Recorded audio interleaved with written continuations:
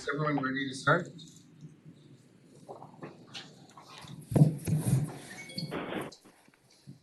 Okay.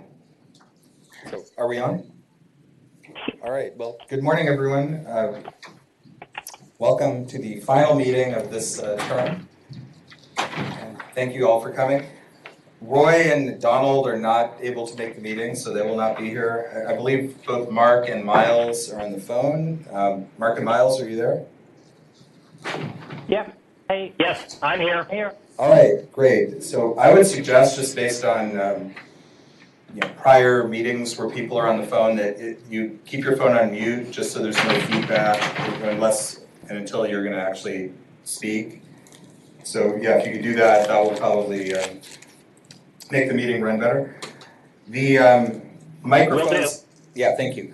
So when you do speak, not the people on the phone, but the people in the room, the microphones in front of you, make sure to turn them on.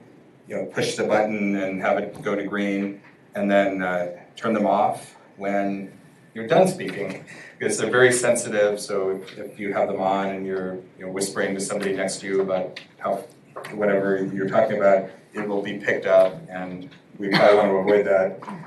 Can everyone hear me okay with the microphone? Yeah. All right, I see heads shaking. So good.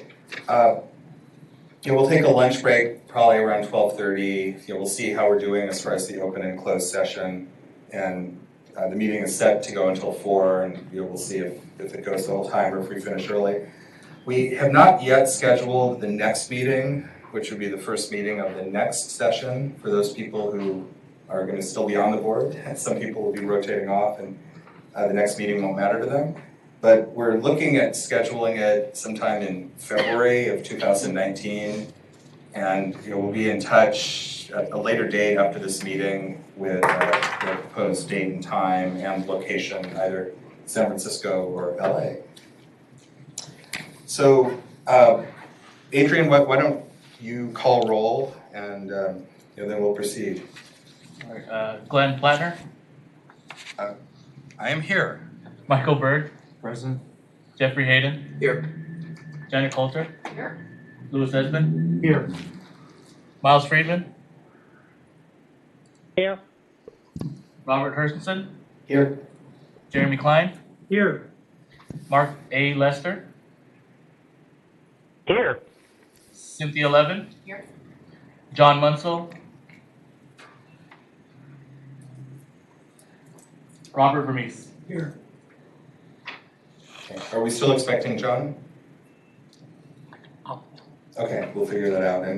And Neil Thacker, who had been a member of the committee, resigned due to time commitments for his work, so he is not here and is not on the committee. So let me ask if there's any public comment. And hearing none, and since I don't see any members of the public either in the room or on the phone, so let me start out by thanking the people who are going to be rotating off of the committee.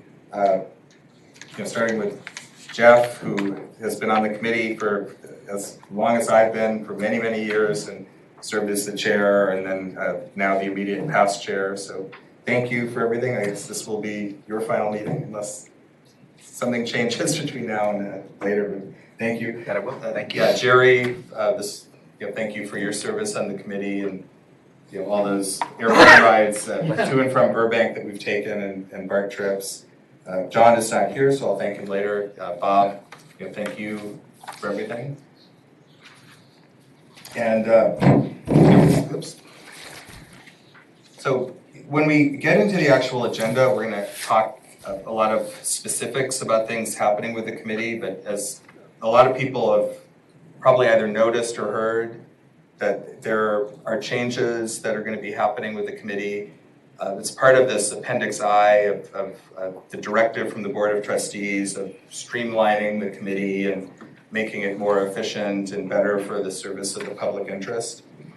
And it took me, as I was hearing the changes, which we'll talk about when we get into the actual agenda, and please turn your phones off. Blue. Thank you.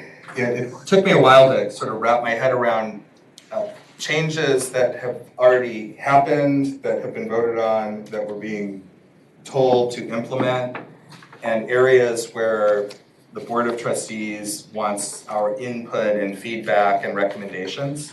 And we'll be talking about both today, things that have already been decided and areas where we will have a chance to comment and make recommendations. And everyone will have the opportunity to provide any comments that they want, and you should feel free to do that. I think it's important in doing that we focus our primary energy on not changes that have already been decided and criticizing or commenting on those, but on figuring out the best way to move forward and implement the changes and also make the suggestions that the Board of Trustees has asked for in various areas where they're still making the decisions, so that we can make certain that specialization in the CELS remains successful and that we're implementing the directive to streamline our committee and moving forward. So again, we'll get into the specifics of what all that means as we get into the agenda. And I think we're actually up to that, because the next part of the agenda will be the staff reports, and we're gonna switch the order and do the Appendix I sub-entity review of the legal specialization program, which Amy, you will take away, and I will turn my microphone off. Great. Good morning, everyone. I'm Amy Nunez, Director of the Office of Admissions. So I'm going to describe all of the changes that have happened, or decisions on Appendix I changes at each of the last two board meetings. And so some of this may be repetitive. I know that we covered it during the legal specialization call that we had last month. But for the purpose of our discussion, I will repeat myself a bit. So as you may recall, at its September 2018 meeting, the board took action on various sub-entity Appendix I proposals. So the proposal for a legal specialization at the time, the one that was presented to the board, called for the elimination of the certification of legal specialization as a bar function. And there was a lot of discussion. Public audience members and members of this board provided public comment at that point, and that contributed to the board discussion. Eventually, the board decided not to eliminate legal specialization as a bar function, but rather to keep it with some streamlining. And this is the streamlining that was specified at that meeting. The streamlining included reducing the role, the size, and the meetings of the 11 specialty advisory commissions.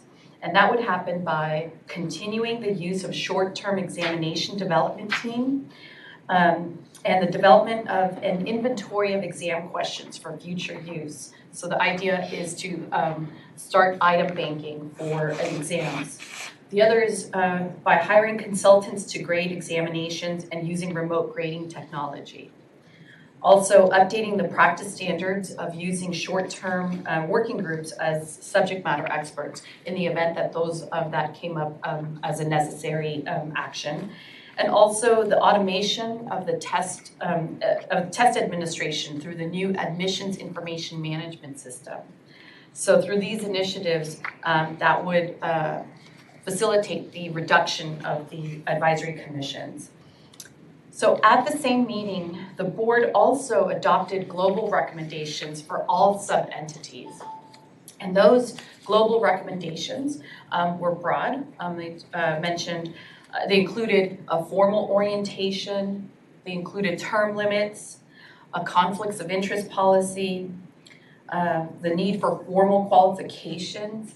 And what that's referring to is that each entity would be charged with developing a list of desirable qualifications for members.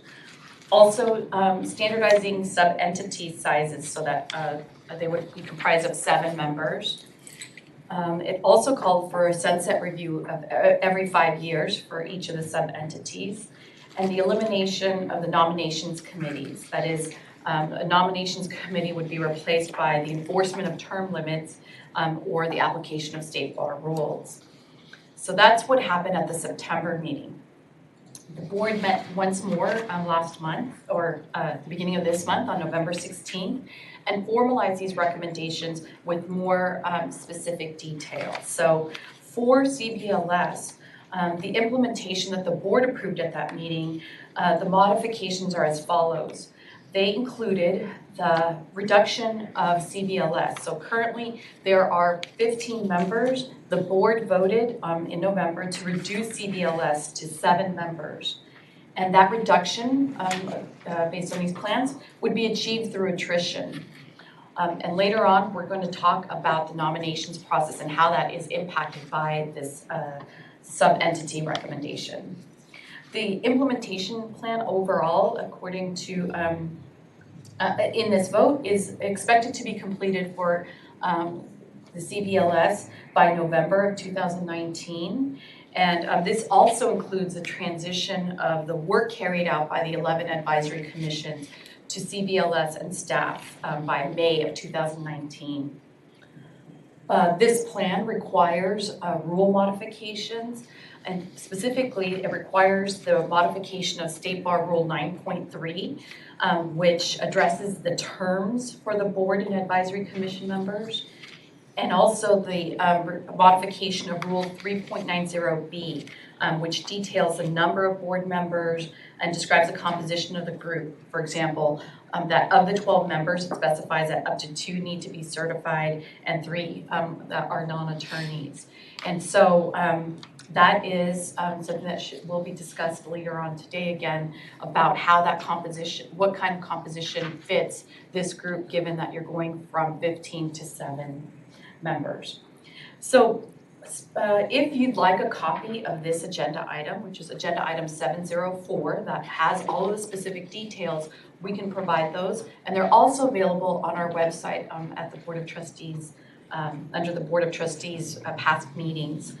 So that plan again is specific for all of the sub-entities about what the Appendix I transition plans are.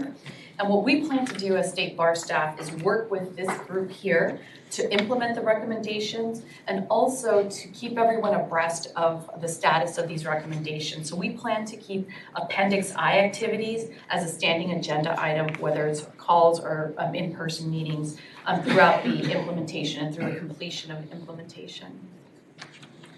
So with that, are there any questions about Appendix I before we talk about staffing?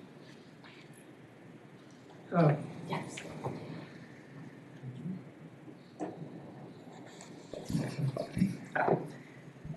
You mentioned transitioning the function of the advisory commissions. If you could elaborate, what does that mean? Does that mean eliminating them, or? Yes, I think the plan is for those groups to sunset. And so that we would, the work that's carried out by the commissions would be a combination of staff taking that over as well as paid positions. So that, for example, once the commissions are alerted about are the next action items and what the plans are, we also want to formulate a team of paid volunteers that would help develop the questions, pre-test the questions, as well as to serve as graders, carrying out the functions that the commissions have. So we anticipate that those that are relieved of their duties as volunteers on the commissions might take advantage of the opportunity to serve as, again, in exam development, pre-testing, and grading. And then who will do the file review that the commissions do? We anticipate, that hasn't been solidified, but I think the idea is that some of this will be carried out by staff. We want to ensure that we have the 2-person review as part of that process.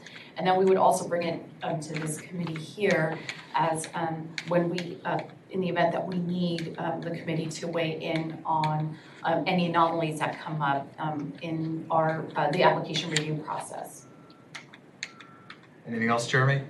No, thanks. Okay, Lou, go ahead. So let me just understand this. The Board of Trustees voted based upon public participation at the meeting, for which no notice was given to certified members of the State Bar, and that was acknowledged by the Board of Trustees because people came forward and said, we didn't get notice. And the Board of Trustees agreed that the specialist program would not be eliminated. And yet the advisory commissions are being decommissioned. Can you please explain to me how that's not inconsistent with the public hearing and what took place at the public hearing, the concerns that were given by certified members of the State Bar? How is the decision to decommission the advisory commissions consistent with the Board of Trustees' decision not to eliminate the specialty program? So, so your question is really how, that those two things seem to conflict. That is, the sunsetting of the commission advisory groups, as well as keeping legal specialization here at the State Bar. And I think that the decision was based on also volume. I think that volume, the volume of both commission members contributed to this decision. So when you think about what the goal of Appendix I was to review the work that's carried out by each of these functions, to look for anything that may have appeared as work that could be carried out by staff, and also looking at the most optimal way that that work should be carried out. And I think that if you look at how we create and how we carry out the bar exam itself, we don't use volunteers to develop the questions. We use paid graders and people with experience in a certain set of criteria need to be met to volunteer or to serve in that function. The idea was to parallel those tasks so that the development of legal specialization exams look like how we develop the bar exam itself. So in terms of the decision, how that came about, I think all of those things factored in, and I don't know if that also, hold on, there was another point I wanted to make. No, I'd like to. Before you follow up, I want to comment also, because the sort of the preface to your question, Lou, contains some statements that notices were improper, and I don't know that, I'm not an expert on the notice rules for the State Bar or the Board of Trustees, but I don't know that that's been established that notices were improper. I mean, there may not have been notice sufficient for what you wanted, but I don't know if there was a violation. But you asked about, well, hang on one second. I just said, people stood up and said, we heard about this last A couple of night." people did stand up and say that, I agree. But you asked, was the decision to eliminate the advisory commissions inconsistent with what was decided in September? And I don't think it is, because in September, the Board of Trustees voted to keep legal specialization in the State Bar, but to later decide on streamlining legal specialization. And at the later meeting, you may disagree with the decision, but at the later meeting in November, a couple of months later, subject to another notice, the decision was made as part of the streamlining to sunset or eventually get rid of the volunteer advisory commissions and have them be paid. So to me, again, you may disagree with the decision. It's consistent with what was voted on in September, but did I get that right? Because you're closer to it than I am. So on whether it's consistent or not, I think it is consistent. And again, people here may have strong opinions that it's the wrong decision, but it's decided, and our job will be to help implement it and make it successful with paid advisory commissions and staff doing some of the advisory commission tasks, as opposed to the old system, which will be, absent a complete change in a position by the Board of Trustees, will be eliminated over time. But before we go to you, Jeff, you had a follow-up, or you want to comment on that? I do, because I chair the Bankruptcy Law Advisory Commission. I sat on that commission as a volunteer for a total of 7 years. This is my 11th year as a volunteer for the State Bar. I don't believe, and I'm still entitled to my opinion, I believe that hasn't been taken away quite yet, that the advisory commissions serve a very different function than just exam writing and grading exams. Whereas the State Bar creates a bar exam for people to become, what do we call them now, licensees, not members of the bar anymore. The advisory commissions are a step up where the advisory commissions serve the function of certifying specialists so that the interests of the public can be greater served by those who are certified specialists who are vetted every 5 years, whereas the other 30,000 members of the state bar are not. And so I don't believe that, and it may be a fait accompli, but I'm still entitled to my opinion, that the advisory commissions really serve as the liaison between those who are certified specialists in a certain area and the CBLS and the state bar. I don't believe that having, would you refer to them as paid volunteers? I think that's an oxymoron. You can't be a volunteer paid. You're either paid or not paid. So I don't think that having people being paid to do exams and exam writing, I don't believe that's going to serve the same function as the advisory commissions have this entire time. And that's just Yeah, and you still are, for now, entitled to your opinion, and always will be entitled to your opinion. And I said everyone would be allowed to express their opinions on these topics, but this is one of the areas where it has been decided, and I think you had mentioned there's going to be a 6-month public comment period before the rules are changed, and you're certainly free to express your opinion further in the public comment. But it isn't something, to my understanding, correct me if I'm wrong, that this committee today, or at this point ever, will be voting on. And we're not going to be voting that we think the Board of Trustees should keep the advisory commissions. That's not part of our agenda today.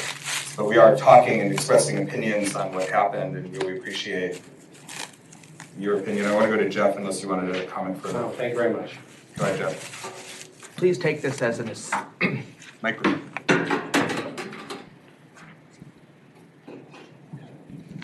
I hope you'll take this as an assist rather than as me preempting, but I just wanted to state that structurally, the Board of Trustees is a higher authority than we are. They've made certain decisions, and they also meet more frequently than we do. So between the time that we last met and between that September meeting, the Board of Trustees has met. They've given us some directives. And I only state this because I think it would be helpful for all of us to remember that there are things that will be faced by this board going forward that have not been decided by the Board of Trustees. And this may be the chance to give them some feedback and address them on things that they will be deciding prospectively, rather than those things that they've already decided that we're not going to be addressing. So to the extent that we have that time available, I'm hoping that that I'm assisting you by pointing out that we should really be looking forward and not backward at decisions they've made, because we only have so much time, and it's our only chance to reach them before some decisions may be made.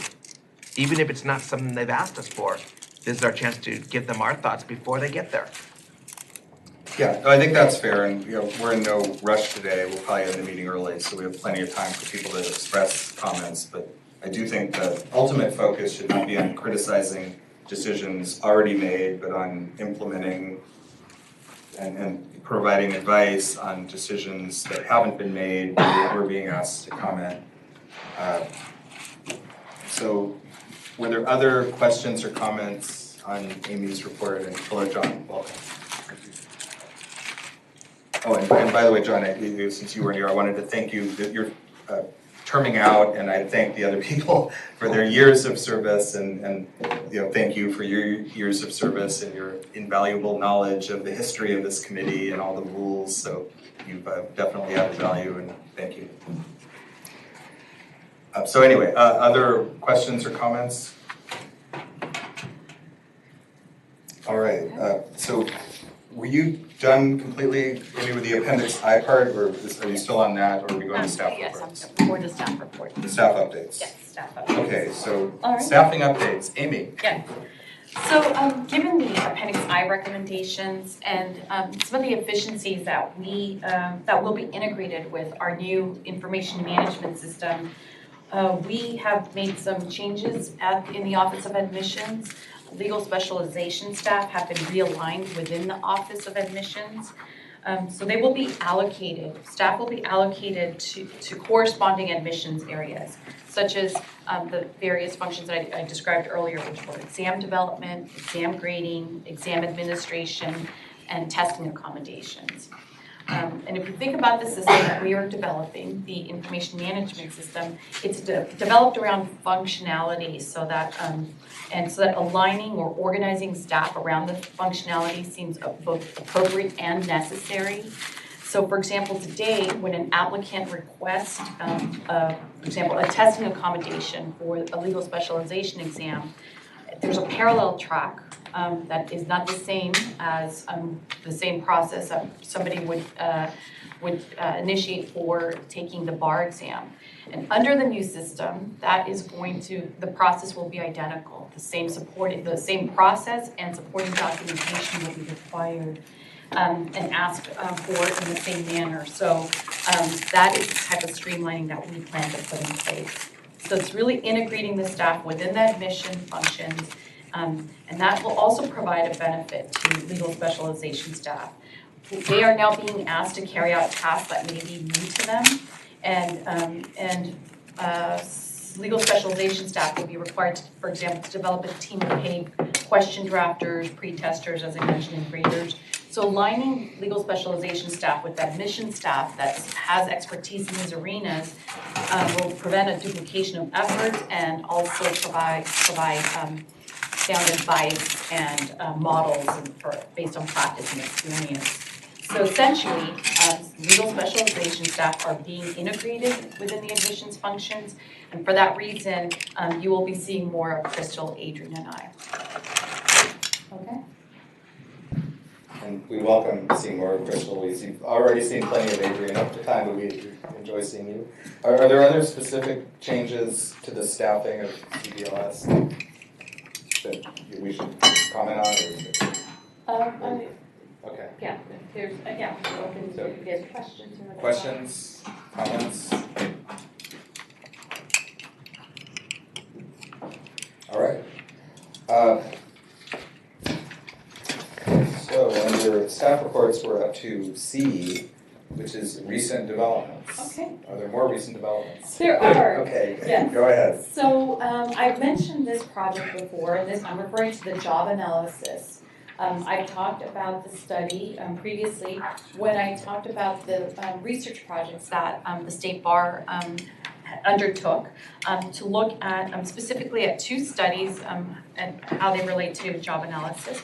One of them is a standard setting study that looked at what the pass score it was, and also looking whether it appropriately reflects the minimum standard required for entry-level attorneys, as well as the content validation study that evaluated whether the topics of the bar exam, in terms of their breadth and depth, aligned with the knowledge, skills, and abilities required for entry-level attorneys. Those two studies, and this content validation study, relied on a job analysis that was conducted in 2012 by the National Conference of Bar Examiners. We proposed to do a California-based one, and that has been initiated. That will be used to reevaluate the content of the bar exam again. And so a working group was established since the last time we met by the Supreme Court. Their first meeting is scheduled here in San Francisco on December 19th. The vendor that was selected for this job analysis is Castle, and they will be joining that meeting on December 19th. So that is the kickoff meeting, and that is the status of the job analysis project. All right. The next item, I just want to alert everybody, and we probably saw this in the media, but on November 16th, the California State Bar released the results of the July 2018 California Bar Exam. So the pass rate was 40%, and for first-time applicants, the pass rate was 55%. So these results mirror a national downward trend in scores from the July 2018 bar exam. So for example, the pass rate in Texas fell 7 percentage points from the July 2017 exam to the July 2018. The New York State pass rate also fell by 5 percentage points, And obviously ours fell by 8.9 points from July 17 to July 2018. So just some preliminary stats about that exam. 8,071 applicants completed the exam. About 63% were first-time applicants.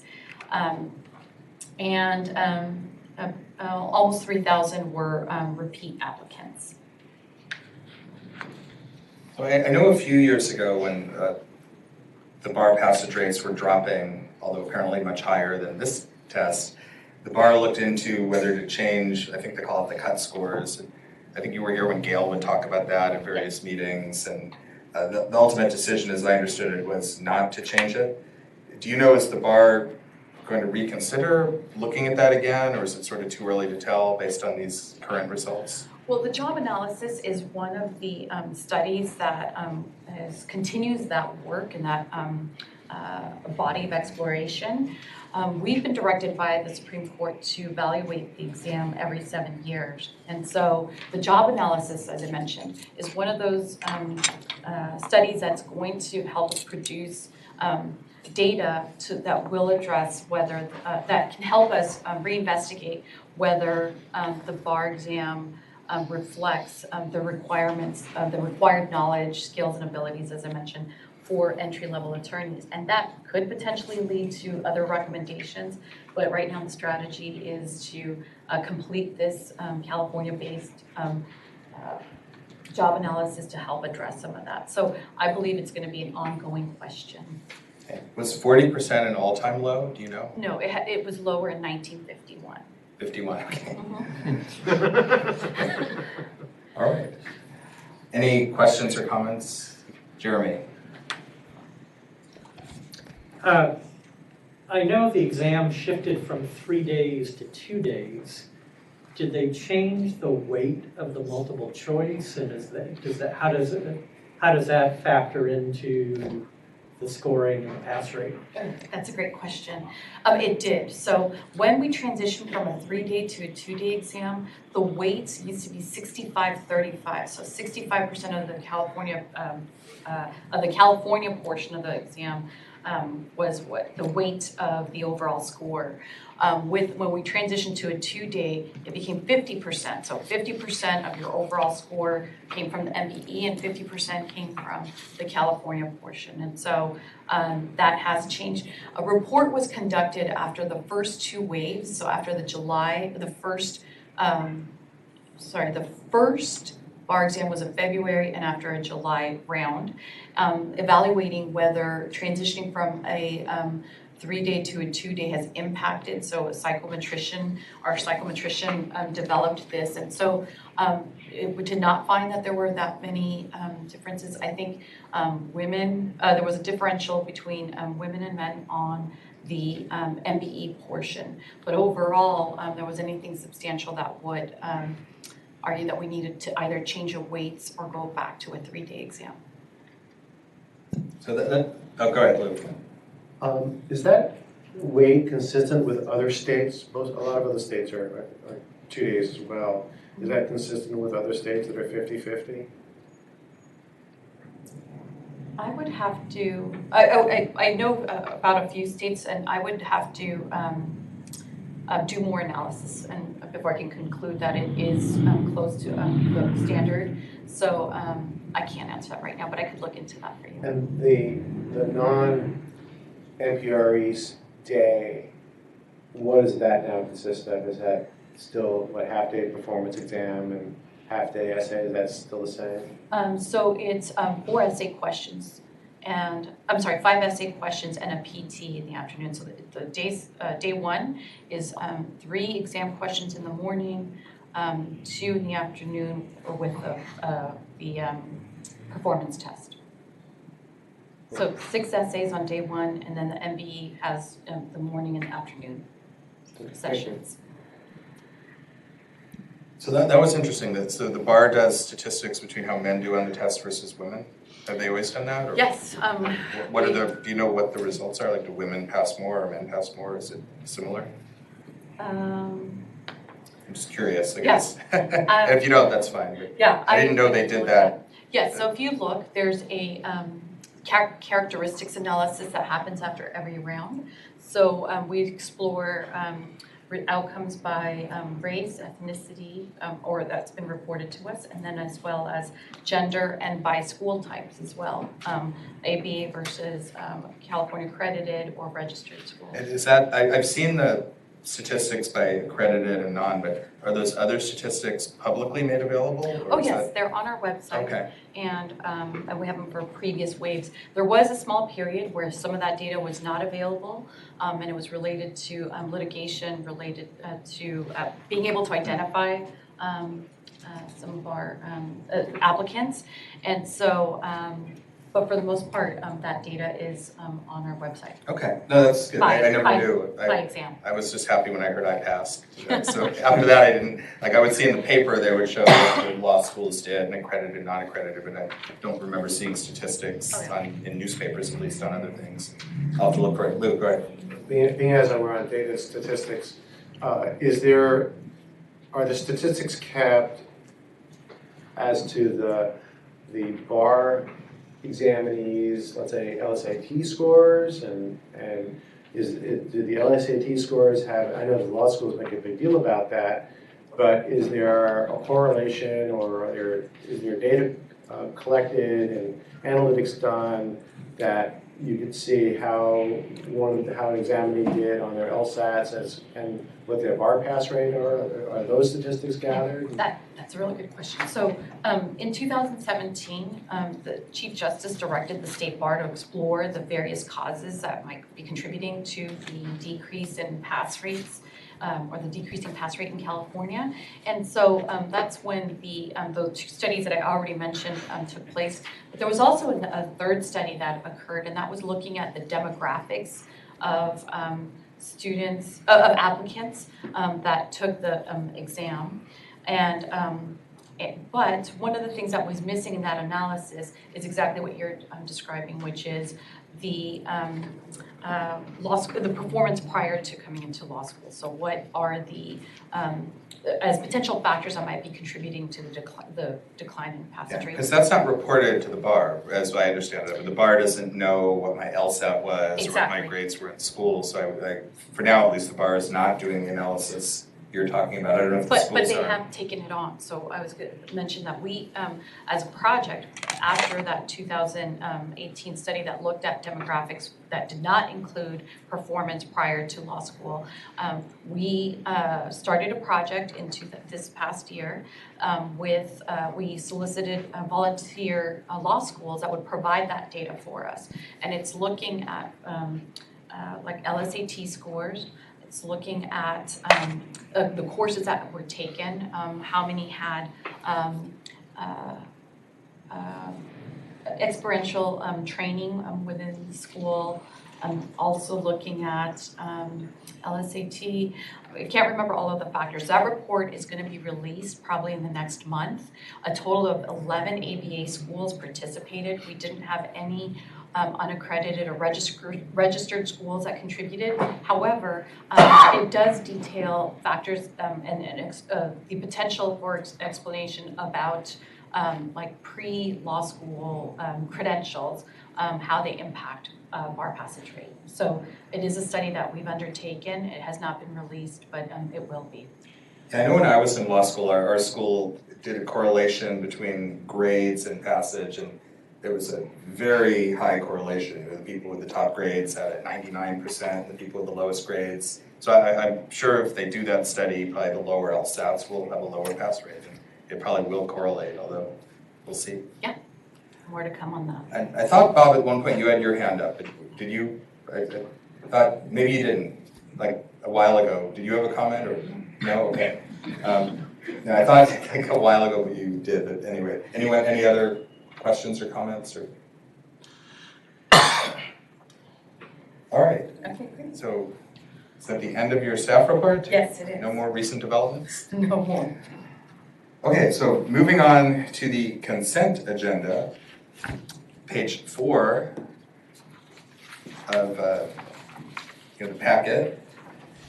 We have the open meeting action summary from the July 13th, 2018 meeting. hopefully everyone has had a chance to review it, and do we have a motion to approve and submit it? So moved. Second? All right, I didn't know if a former past chair could make motions, but okay. We'll consider it seconded, and all in favor? Aye. And any opposed? Aye. Oh, good. At least one of the people on the phone. So that has passed and been approved. And then similarly, starting on page 7 of the materials, we have the open meeting action summary for the October 26th, 2018 telephone meeting. And hopefully everyone's had an opportunity to review them, but do we have a motion and a second to approve these? I'll make the motion. All right, all in favor? Aye. Opposed? Aye. Okay, I only hear Miles, I think Mark's abstaining. Okay, so that is passed. No, you heard me. I'm there. Okay, That's Mark. thank you. Yeah, and so we're now on to the business and the financial and operational key indicators, which Neil used to present on, but in his absence, Amy, please present. Great. So you've received the report on the key indicators. They are a standing agenda item for CBLA, and they serve to inform the board on the health of the program. There are 4 central indicators indicated as follows. So the program demonstrates that it's operating financially sound as the expenditures currently align with the projections. The second measure, looking at the number of specialists, demonstrates that the program has experienced growth. As of November 1st, there were 5,025 certified specialists compared to last year, 4,930. As for the total of number of resignations, the program has experienced an increase this year, 133 compared to last year when there were 78. And in 2016, there were 123. So there seems to be some minor fluctuation. Lastly, the process of maintaining one certification. The certified specialists have to take 36 hours of specialist approved continuing education or an equivalent, and this report measures compliance every 3 years. For this key indicator report, the focus is on compliance group 2, which were initially due to report compliance in February. Less than 0.02% reported, approximately 27, and staff are reaching out to those specialists. And those are the key indicators. So I have a question. Yes. I believe we had previously, or somebody had previously prepared a budget for next year. And that was probably prepared before the changes that have been voted on, reducing the amount of the commission, the advisory commissions, all the different changes. So is somebody going to be redoing the budget based upon what the committee actually will look like next year, and then preparing and submitting revised budgets for 2019? Yes. Or has that already been done? It has. So staff were required to prepare a preliminary budget that went to the board for approval. And that budget had to reflect some of the changes. For example, the travel, for example, required for commission members are reflected in that new budget, because obviously there's going to be a decrease in that travel.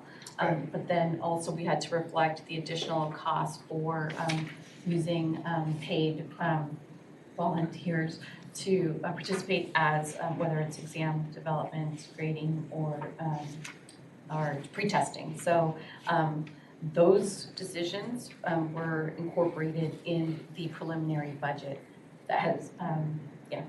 And do you know, like the overall effect, like is the cost of me taking my Southwest flights, if I'm not on the committee, is that going to be a greater cost savings than paying people, like, or is it cost neutral, or do we know? And ultimately, like, will the fees that we voted on for specialization be enough to meet the budget, or is the budget now going to be higher and we're going to have a shortfall? Sorry for so many questions. Oh yeah, no. There were some issues that were red flag. For example, we had a potential deficit in the budget. I think that part of why it has not come to this committee yet is that we're trying to address those before we introduce it to the CBLS, so that we don't have something that reflects a deficit. It's a realistic Right. budget. So it's hard to answer those questions without having those numbers finalized Okay. yet. So that'll be, you anticipate something finalized and presented maybe at the February meeting or at a future meeting? Yes. And then we'll know exactly what the budget effect of all these changes was and whether we have adequate revenue to meet it. Exactly, yes. Great. Any other questions or comments on the financial report? All right. So we need a motion and a second to review and receive the report. So moved. All right. I heard a motion, a second. All right. All in favor? Aye. Opposed? Aye. All right. Those were delayed in favor, not opposed. Okay. So that has passed. And moving on in the materials to page 19. And this is the update of the 2015 and 2017 legal specialist examination successful applicant post-examination status metrics. And two issues here for the, as of November 1st, 2018, 78.5% of the candidates who passed in 2015 have completed all of their post-examination applications.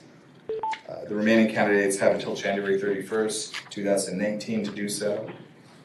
Does anyone know how that compares to past results? Is almost 80% at this point on par, or do we not know?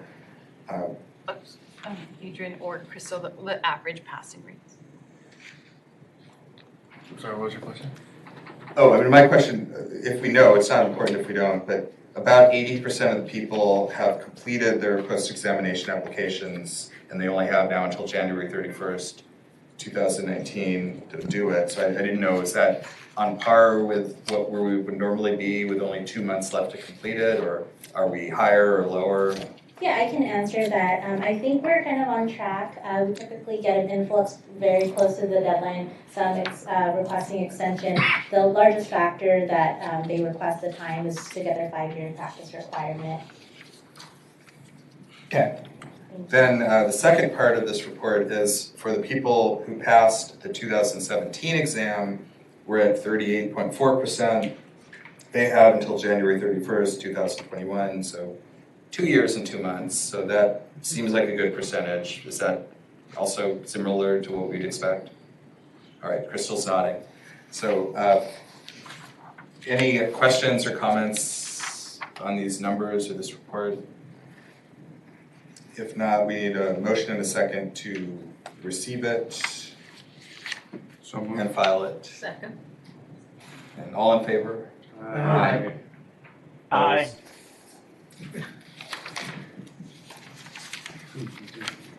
All right. And yeah, on page 21, I should have mentioned there are the statistics by actual area of specialization. So franchise is 3 for 3 for 2015. So moving on to the next agenda item, which is on page 23. And this is the action on the advisory commission and staff recommendations regarding certification and recertification. And there are 2 issues, we'll just take them separately. There's an attachment A, where a single individual from immigration, Frederick Voigtman of Woodland Hills, is being proposed for certification. Yeah, certification, not recertification. And his materials, I assume, are here, or are they here, or are they, maybe if there are no materials, we just have his name.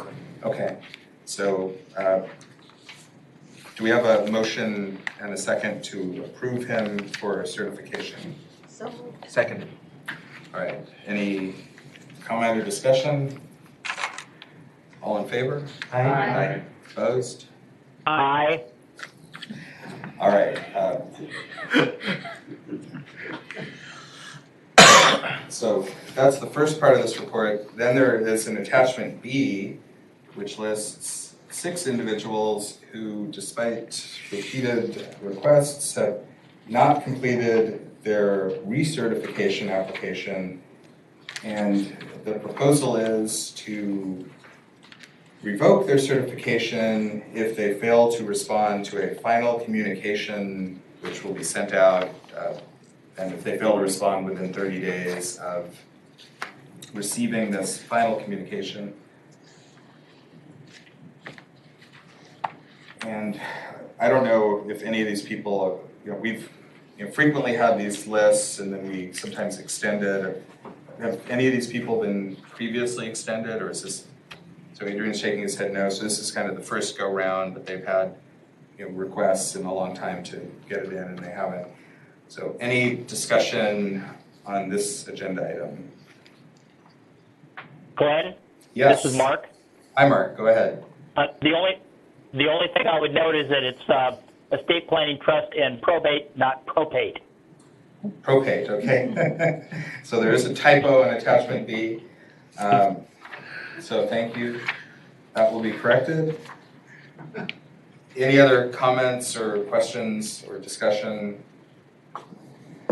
We have a motion to adopt the recommendations to revoke certification if they do not respond within 30 days of a final communication. So moved. All right, second? Second. All in favor? Aye. Aye. Aye. Opposed? No. Okay, so that has passed. So why don't we do one more item and then we'll take a break. It looks like the lunch is here also. So I think before we go on to that item E, which may be more time consuming, it probably would be a good time after you, Amy, do the Ames status update Yes. to So- take a break. Go ahead. Okay, thank you. Here we go. So I've reported about the information management system, AIMS, in the past, at past meetings. The goal of AIMS, the AIMS system, just to get everybody on the same page, is to provide a single comprehensive system for the entire Office of Admissions. And it's a system that we hope, that we have designed to be built around functionality.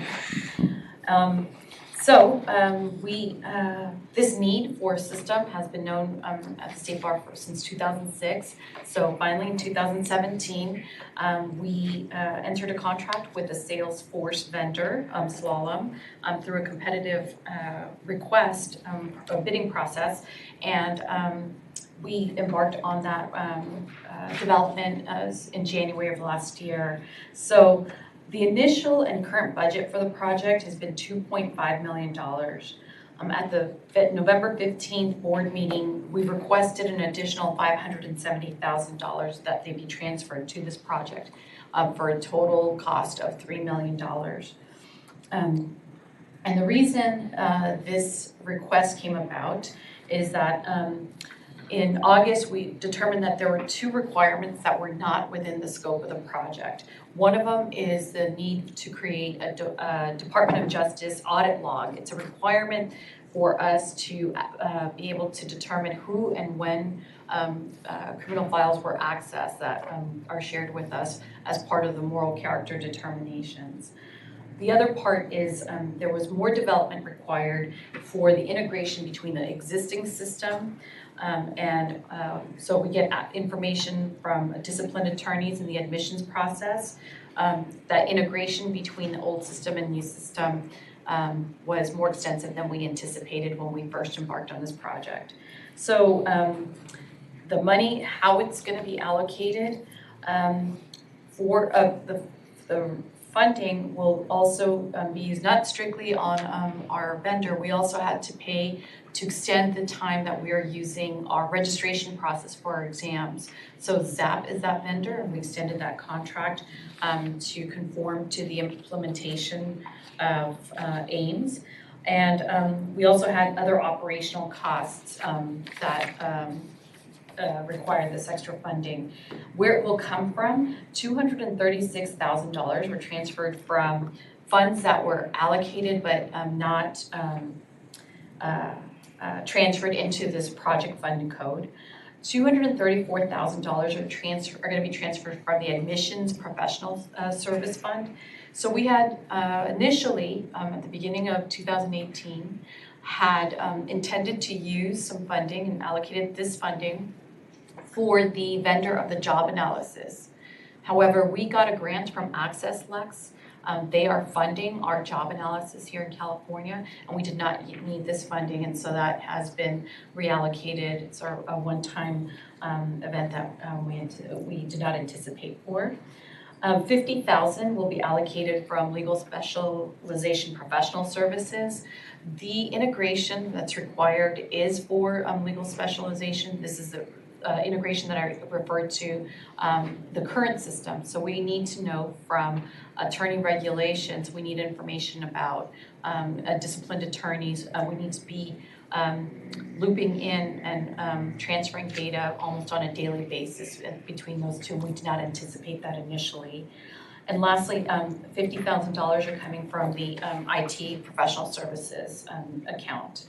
And so once these changes go into place, we will be on schedule to launch, to go live in mid-January of next year. So that is where we're at with AIMS. Yes. Go ahead, Lou. Thank you. Question I have, this is the system that the CBLS funded, correct? Partially funded? Yes. Mm-hmm. Was the system partially funded by other departments of the state bar as well? So you're saying initially funded, so? So the CBLS provided funding for AIMS, correct? Mm-hmm. What percentage of the budget of AIMS was paid for by fund from the CBLS, and what portion of the AIMS budget was paid for by other agencies of the bar? To be very accurate, I would need to pull out some numbers, but I can definitely provide that. I know that part of the funding was a loan that is being paid back to the CBLS in the form of $100,000 a year, because I think it was $1 million loan for the next 10 years. And the rest I would have to look at, because as I mentioned, we started out with $2.4 million allocated. I know $1 million of that was from CBLS. Thank you, Amy. Mm-hmm. Cynthia. Yeah, I have a question. So when do you turn off the existing system? Do you guys have a plan in place so that you don't have to do the integration for an extended period of time? So when we transition on it, I think right now, I believe the date is either January 14th or January 17th. It's that first Monday of that week. And so what we're planning on doing is one data integration into the system. However, legal specialization is a unit that requires more integration than that one-time dump, because data dump. Because what happens is that we need to alert attorneys regulations when we have an attorney that is either going to become specialized or has been certified. And so, and they need to alert us when an attorney is interested in becoming certified, as well as, so this dialogue is ongoing. So we are going to have to build a more consistent integration in that aspect. So that part of the system will never be shut off. Because the reason of my question is that it'll continue to extend the costs if we're going to run both systems. Oh yeah. Well, our agency, we're going to be the only ones on Salesforce, on a Salesforce platform for the moment. So that system is still being used by the rest of the agency. I understand. Mm-hmm. Thank you. Other questions or comments? All right, and this, if I understand, we don't have to receive and file anything because you give an oral report, Yes. correct? All right, so why don't we go off camera and take our lunch break, since this is a good point. And I guess turn off your mics if they're on.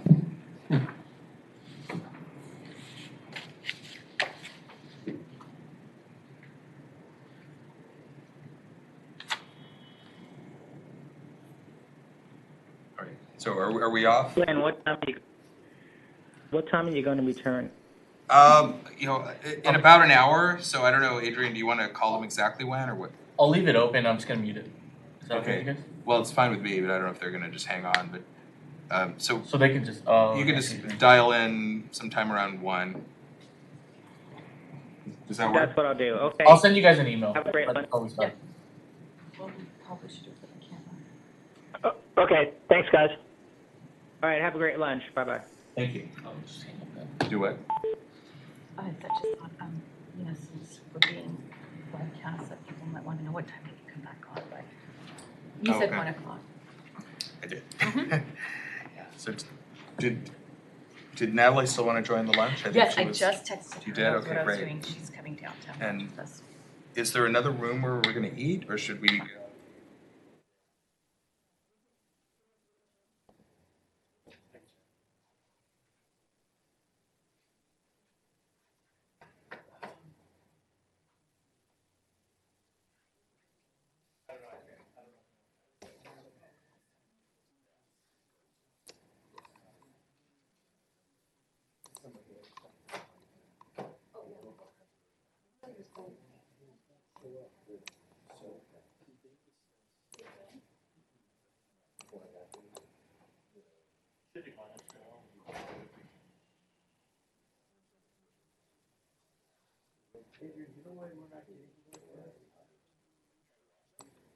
We're on break right now.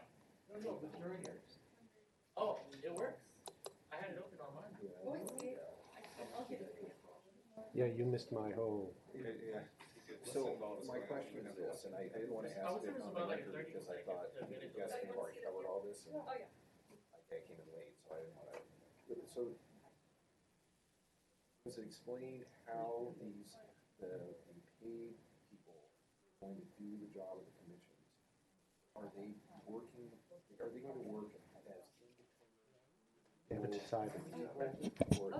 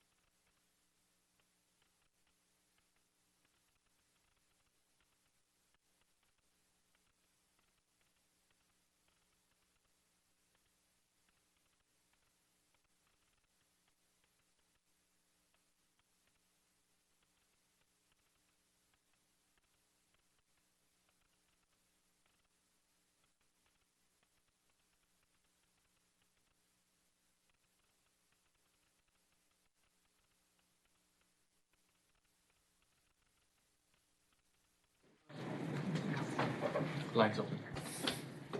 All right, welcome to the afternoon session. Miles and Mark, are you back on the line? Yes. Good afternoon, everyone. Okay, that's Miles. Mark, are you on? All right, well, not yet.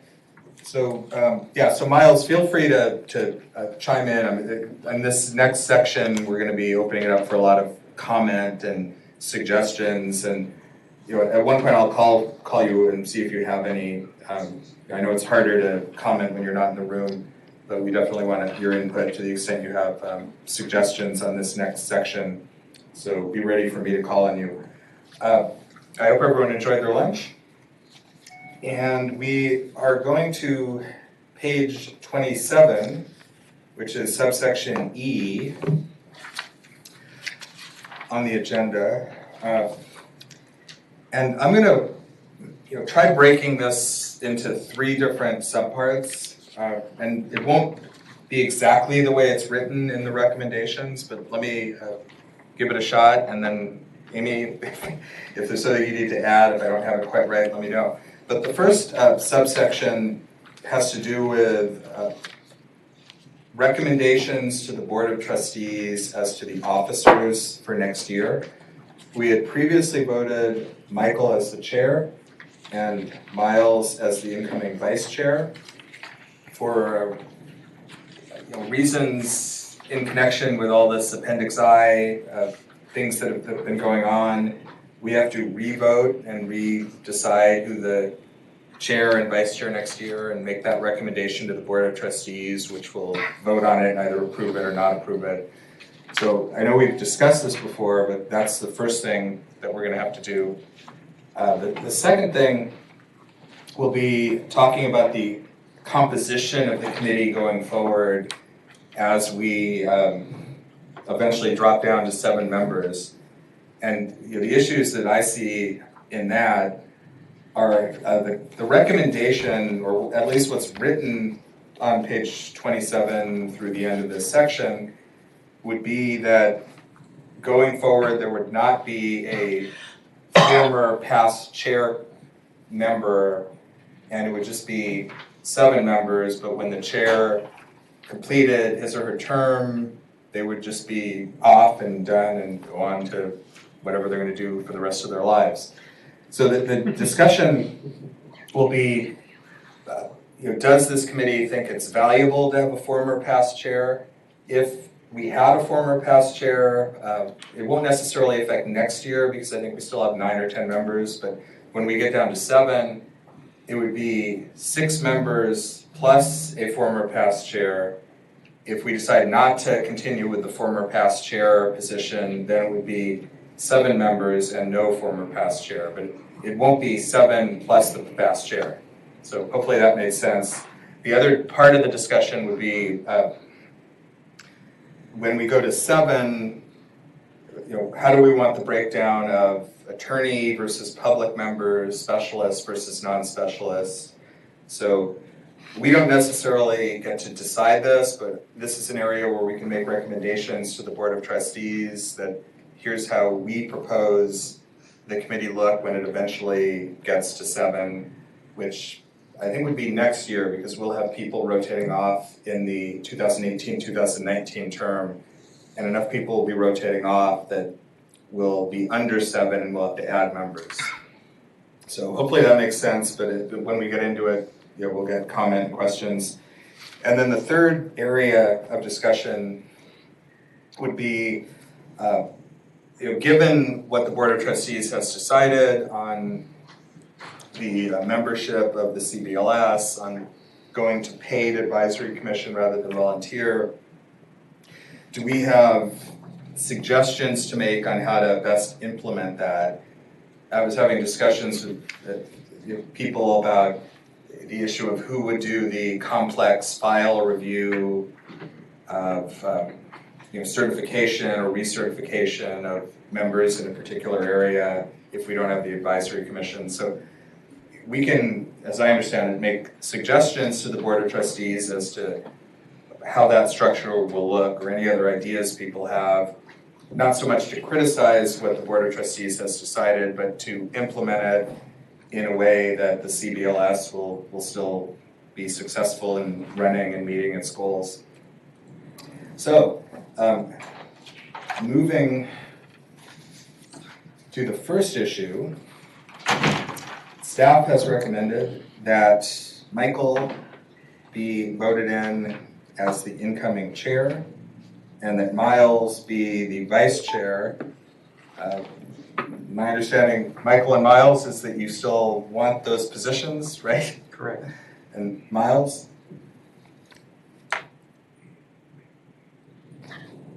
Are you there, Miles? Yes, I'd be very honored to be vice chair with Michael.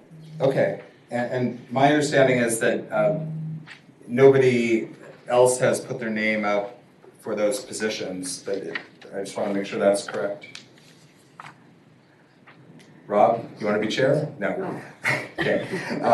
One day. Give it a few years.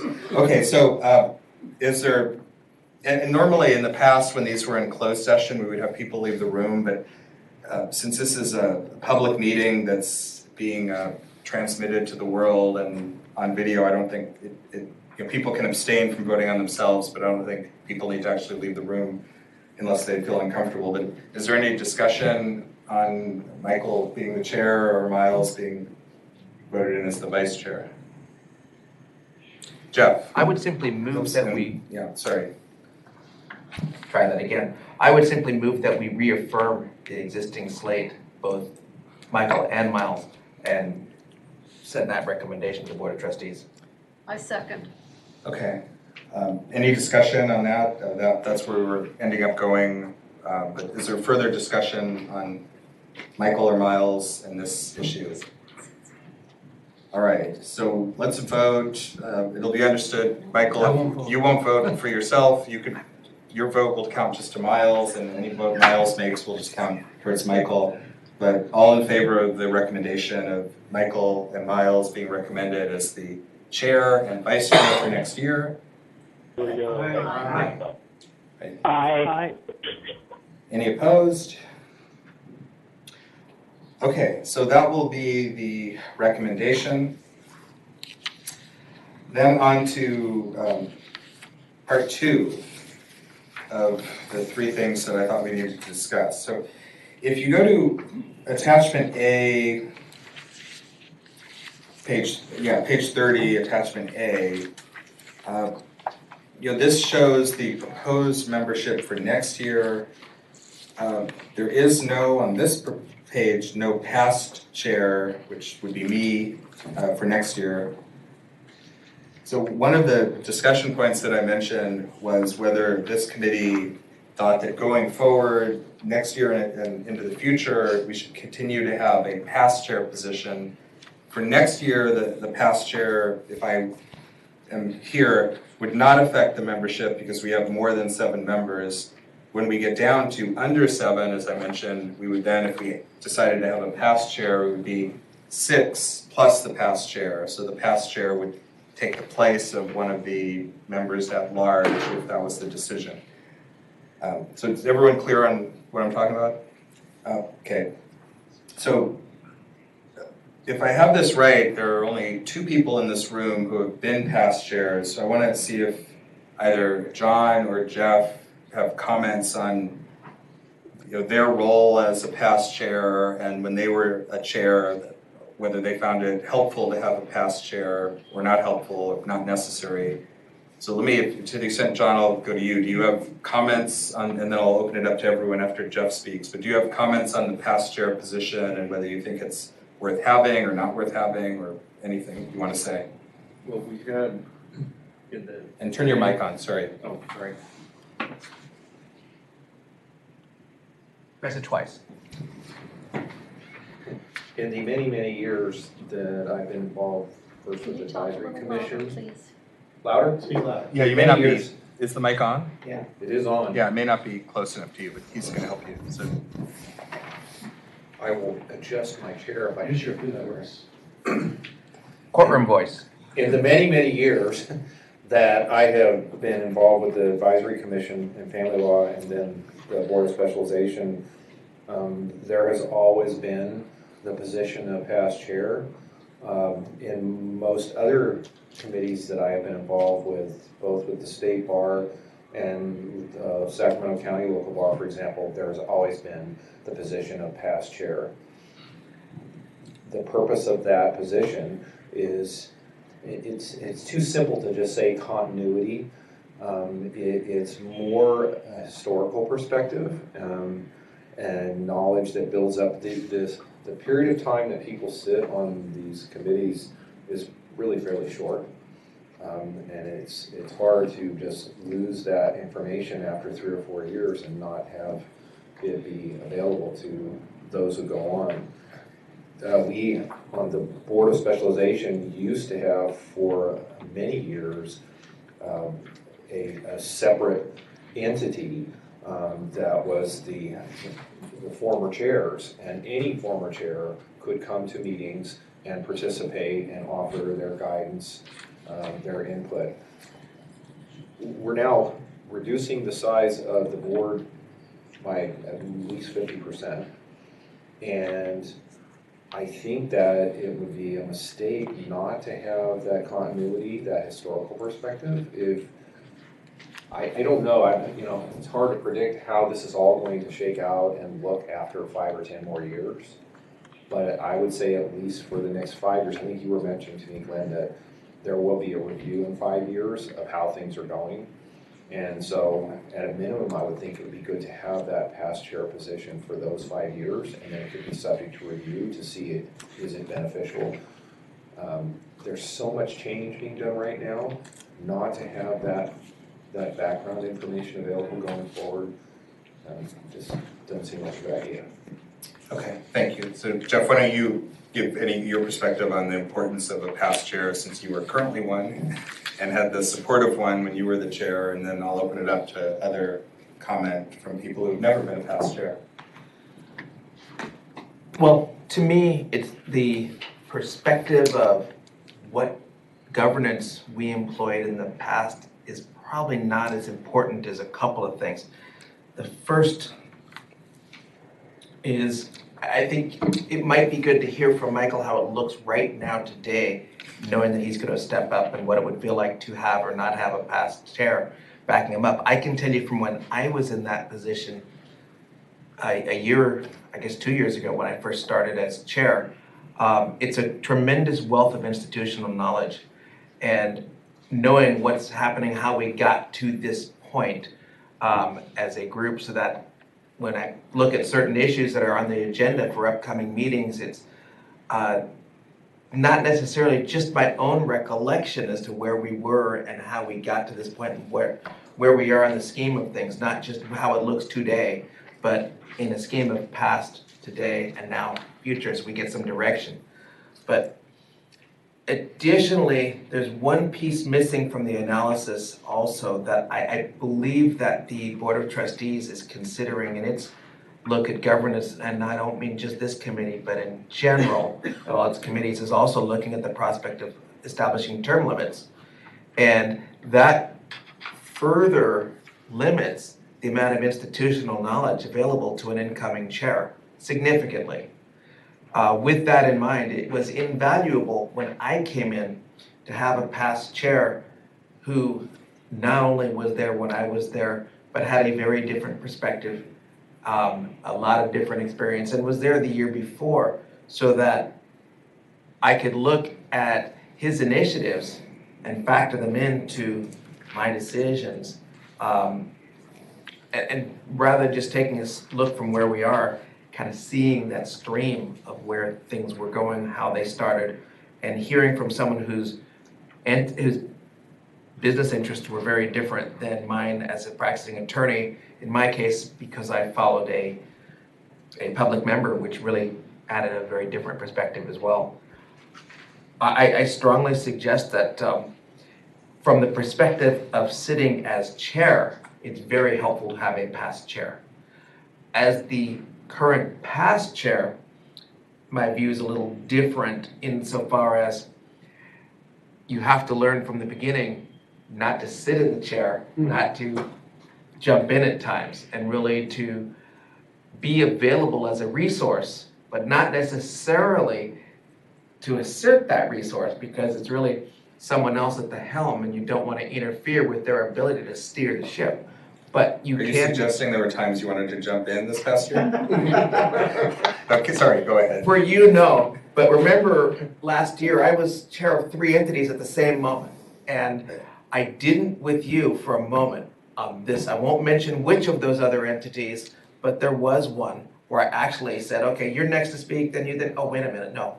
You say this. When you do, it's going to be this one, this one. I never did that with you. Yeah, Or I was kidding, so I interrupted you, sorry. But it is a little hard to sit on your hands, but I have experienced times where you've come and asked me, well, I won't say how recently, but I do think it's helpful to, as chair, I saw it as being very helpful to have that available. As past chair, I see where there was some times where maybe we don't always agree, but to have that insight would have been very helpful, and it did prove very helpful. So I would strongly encourage, at least for the foreseeable future, to have that. It may be that a future board, when a lot of this is gone and that we're back to operating in a routine fashion, it may be something that future boards will want to look at again because of the change of circumstances then. But especially now, with all that's going on, if I were not here as president board, I would not have had the opportunity or the insight really to have spoken to the Board of Trustees back in September. And I think that that was very pivotal information for this group. And I think that's a resource that you probably want to maintain. Okay, so Michael, Jeff called you out. Do you want to say anything, or should I go to the Well, I would room at large? my only comment is since we're going to be reducing the size of the board to 7 people, and if a couple of those people are going to be officers, basically it's going to have 4, maybe 5 open spots. And if there were a possibility that you would have 2 or 3 people coming on with 0 experience because the commissions might be gone now, I don't know what they would be able to add in terms of productive work. And so I think because of that, it's really going to be necessary to have an additional person that's familiar with the background and the perspective. And so I would really encourage keeping the past chair on for that reason alone, if for no other reason. I think with only 7 people, having 3 people at least with an institutional knowledge is going to be invaluable. So let me ask if anyone else in the room has a comment, and then I'm going to turn it over to Mark and Miles on the phone. So Mark and Miles, hold your thoughts for now. Rob, you have a comment. Yeah, so, Michael, where are you in your term in terms of number of years? Are you near an end? At the end of next year, will you be terming out if they're, so to speak? I really don't even know. Adrian? Probably. Well, you would be out. You would be out because as the chair, you would go off. Well, and either you'd be the past chair. So that's my question. Maybe it's on the rules of order. Is after your year, let's say, for instance, okay, this is your 2nd year on the board and of a 4-year term, and then the 3rd year you become the chair. The 4th year, are you done with being? I don't know if that's happened, but what do the rules say? Well, you seem to know. so if you're appointed to an officer position, chair, vice chair, immediate past chair, you're appointed for a 1-year term. So you start in 1 year, you end. You're rolling off technically.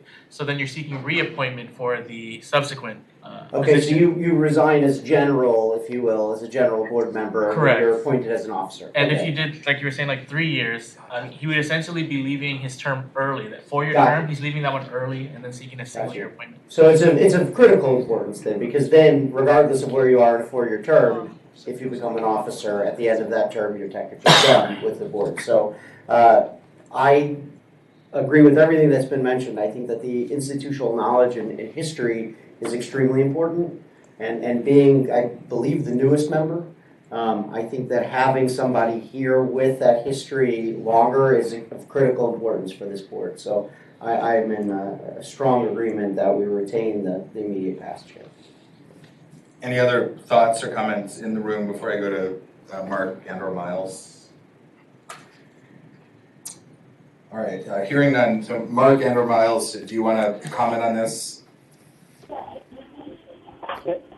I think you've all expressed my same views on, the importance of the past chair, so I have nothing different to add. Miles? All right, well, hearing nothing other than, I think that was Mark who had nothing to add, if I know their voices correctly. So.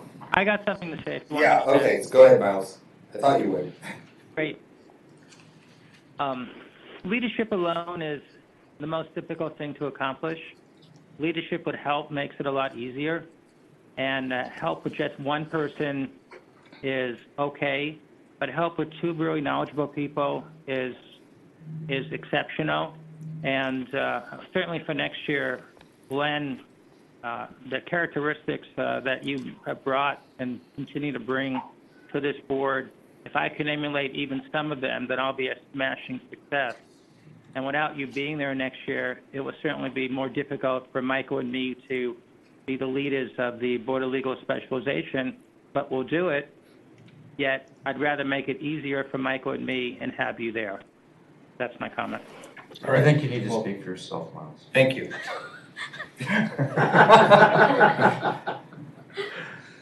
All right, so do we have a motion? Keep in mind this is just a recommendation to the Board of Trustees.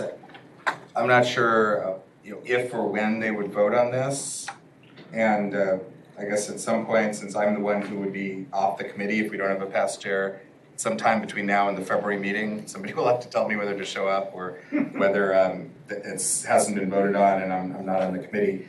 But I guess that what I would propose the vote be is that the recommendation to the Board of Trustees would be that the attachment A be amended to add the position of past chair, and that the CBLS, if this is voted in, believes that the position of past chair should remain for the foreseeable future as one of the 7 positions when we get down to 7. And Lou, you're shaking your head no. What did I get wrong? Go ahead, Lou. So one of my concerns, and it leads from what I said earlier, is we don't know what the duties and responsibilities of the CBLS will be with this dismemberment of the commissions. And as it stands now, we have almost every one of the areas of specialty that are represented on the CBLS. Bringing the CBLS down to 5 attorney members means that you don't really have a representative body of the 11 areas of certification. So that's one of my concerns. But I would say that if we had 5 attorney members, 2 public members, and the chair, at least the chair carries through an institutional history for some time, because the chairs will have been, the past chairs will have been on the CBLS at a time when we were a larger body, and they'll bring with them that institutional history. So I would like to see, and I'm not sure whether it would be considered, but I'd rather see 5 attorney members for 4-year terms, 2 public members, and the chair not be included among the 7. But that's not possible. I'm not saying it's possible. I'm saying someone asked what I thought, and that's my thinking. Well, fair enough. Hang on just one second, Janet, and we'll come to you. The next subtopic I wanted to talk about would be the composition of the committee, including public members. So I think what you're suggesting is more appropriate for that. What I had proposed as the resolution has to do with the 2018-2019 year, where we have, let me just count it, we have 9 members, and then if we add me as the past chair, there would be 10. So we're not at 7. Next year we will be, because 4 people rotate off. So my proposal, and then I want to hear, Janet, your thoughts, was that we move to amend attachment A to add a past chair and then have a recommendation that the past chair be one of the members of the CBLS going forward. I guess we could leave out that it'd be 7 for now, but I think that's already been decided. So before we vote or move on that, go ahead, Janet, you had a comment. Well, I was going to agree, and, you know, I kind of think it's part and parcel, because if we move to have a public member be in addition, just in addition next year, we're not addressing the issue of the 7 people, and I think it's really part and parcel of the same thing. Well, And I think maybe it what- is. Go ahead. And I think whether or not it's possible, we can still make the recommendation. Yeah, well, I'm going to vote no on anything that doesn't total 7, so that may not affect other people's votes, but I'm going to only vote yes on something where the total is 7. You know, that's just my thought. And I still don't see how that affects the vote on whether it be a past chair or not. I think that's going to be the next thing I talk about, which is the composition. But if you have a counter proposal you want to recommend, like a specific resolution we could vote on, I'm happy to hear it. But Rob, you have a comment? Yeah, so I'm not, as a public member, I'm not a lawyer. However, what I would like to bring up is that the recommendation or what the rules are is that there'll be 7 members of the CBLS. Yes. So could we not have a 7-member board with an advisor that's a non-voting, that comes on and stays on as an advisory role? If we keep at the 7 then, but we still retain the ability to have that institutional knowledge. I mean, in theory, I was told, and correct me if I'm wrong, that if we decided to have the past chair, that would count as one of the 7, and that's already been decided. Well, what is the definition? Is that past chair a voting member? Like what, again, I'm not the lawyer, but what are the rules in terms of membership? If we're not talking about them actually being a member of the board, but playing an advisory role as an exit year. So I think it's something to look into, because I agree that we need that history. Okay, but I also understand where they're coming from in terms of representation of the different segments of specialty. So my counter proposal would be is that we retain the immediate past chair in an advisory non-member role. Okay. So I don't know if that is, and I know we're making recommendations, but as the newest member, my recommendation would be have the 7-member board has been decided upon with an addition of the advisor. So I guess 2 questions, and I'll address it to you, Amy, if you're the right person. And let me just say both, and you can respond. Is the past chair right now, Jeff, just in an advisory role? Like I've never been clear whether he's allowed to vote or not, even though he often does. Or is he a voting member? The second question, is the issue of having 7-member CBLS plus a past chair on the table, or is that resolved and done? I think that given all of the issues that were expressed today, that is not losing the historical perspective, as well as for the sake of continuity, that keeping the immediate chair, past chair on board sounds like a need. And if the alternative is so that this person just provides that information without taking one of the 7 positions is being raised, I think the board would benefit from that perspective and from that guidance. So, you know, even if it hasn't been done historically, perhaps this is something you want to advise. So altogether would be 8 members, with 7 being voting members, and that 8th providing that insight that everybody seems to be agrees is a valuable one. Okay, so you think that's something that the Board of Trustees might consider? Yes. That they have not said, because I had understood yesterday they had said the past chair would count as one of the 7. And Well, we were never that specific. okay. You know, so, but I think that it's pretty unanimous that this is something that the group would like to keep along with the 7 voting members. I don't think there's anything to lose in making this proposal. Okay. John, did you have something? As soon as I figure out how to use my mic again. I don't know if this is thinking outside or inside the box. But one option, not necessarily for next year, but going forward, in terms of not exceeding the 7-member size, we're already talking about, for example, having paid consultants who prepare the exams. I know we're going to discuss perhaps those consultants or different ones doing other things like complex file review, that sort of thing as needed. What about having in the future, and again, not necessarily next year, but going forward, having an advisor who is someone who has previously served as chair, as a paid consultant to the board to provide that historical perspective and input as needed, instead of having them, since they're not a voting member, instead they wouldn't even have to come to every meeting, but they'd be available for consultation. They would come to the meetings as needed. Anyway, just a thought as another possible way to deal with it more long term. So you're proposing that the past chair be paid a year after I would do it? I don't mind paying you either. I'm just thinking. Yeah, I'm sorry, we don't have to answer that. Well, next year seems to be more of an aberration because whether you're on or off, there's going to be more than 7 people. Right.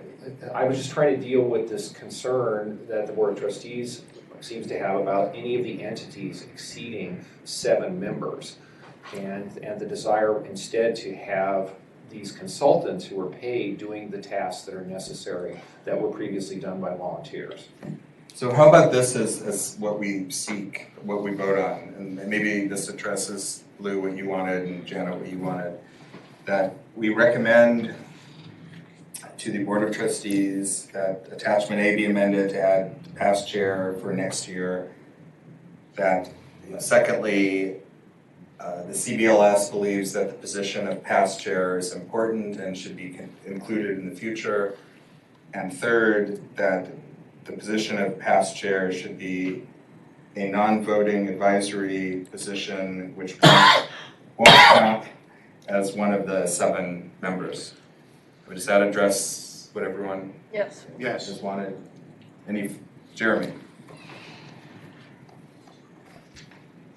I think we should vote on that, but at the same time, I'd like to float an idea and see if we would like to make a recommendation that they can then swat down. I think we're ignoring the elephant in the room, which is if you have a very small BLS, you're not going to have anybody from the specialty. You're not going to have all 11 specialties, and there's no longer the advisory commissions. So how does the board deal with these different specialties if we don't have anybody who's familiar with that specialty? So what I would like to propose as an alternative, in addition to everything else, is making a recommendation to the Board of Trustees to reconsider the 7-person limit for the BLS, that because of the decision to eliminate the advisory commissions, that the BLS be an exception, that the BLS should have more people, 1 from every specialty, the chair, the vice chair, maybe the past chair, and a public member, and 11 members, 1 from each specialty. That we as the BLS, that we vote to make that recommendation to the Board of Trustees, that they reconsider their position. If they turn us down, they turn us down, but I think we should go on record as saying we think it is important that there be 1 person, at least 1 person from every specialty on the BLS, because in order to fulfill our role to ensure public protection, that we have somebody from each specialty on the board. Because how are we going, if there's a problem or an issue in bankruptcy, how are the rest of us gonna deal with that if nobody knows anything about bankruptcy? Well, I don't think we have somebody from each specialty on the board now. So I want to separate this from what I proposed. I think I would vote against that because I don't want to go back to the Board of Trustees on something they've already decided and say, we disagree. I don't think that's going to be productive for our committee. But I think that, and others can disagree with that, but I think that is a separate issue. Like what I proposed, as I understand it, is sort of very simple right now, and we could have a separate proposal that we want a past chair, we suggest that not count as one of the members, we don't have to say 7. And I would have that just be a separate, independent suggestion, and then if you want to propose yours, we can vote on it. I don't think it would be a good idea to sit there when the Board of Trustees has already decided something and just say we disagree. I don't think that'll help our committee. But other comments? Yeah, on Jeremy's comment? I'm sorry. Go ahead, Michael. And then we'll go to Jeremy. I was just going to say, Jeremy, I disagree because I think we're very lucky we are still in existence, and I don't want to bite the hand that just fed us. I mean, it was a very close vote to keep us here. We almost were gone. And so I don't think it would be very productive to say, thank you for keeping us, and now we want more than you just gave us. I don't think that's going to sit well. That's just my thought. Janet. Well, I just was going to ask if we're ready for a motion, because I really like the way you stated it, and I can make the motion if you want. Okay, well, I can't restate it, so hopefully everyone remembers what I said. Just so I get it right, I've been trying to jot them down. I put it on the screen. I don't know if you guys want to take a look at it. Maybe I reword. We may need to reorder it, but I guess we already did this one, so we're looking at these next ones. I can't read it when you highlight, sorry. Okay, sorry, but the highlighted one was the one that you guys already voted for, Mike and Miles. Okay, gotcha. So it is, I'm not sure. So we'll start here. Well, let me ask a question first. Is the immediate past chair currently an advisory, non-voting member? No. In reading the rules, I mean, it's not explicit, but it says 15 members. It doesn't say if it consists of how many officers. It says 15 members.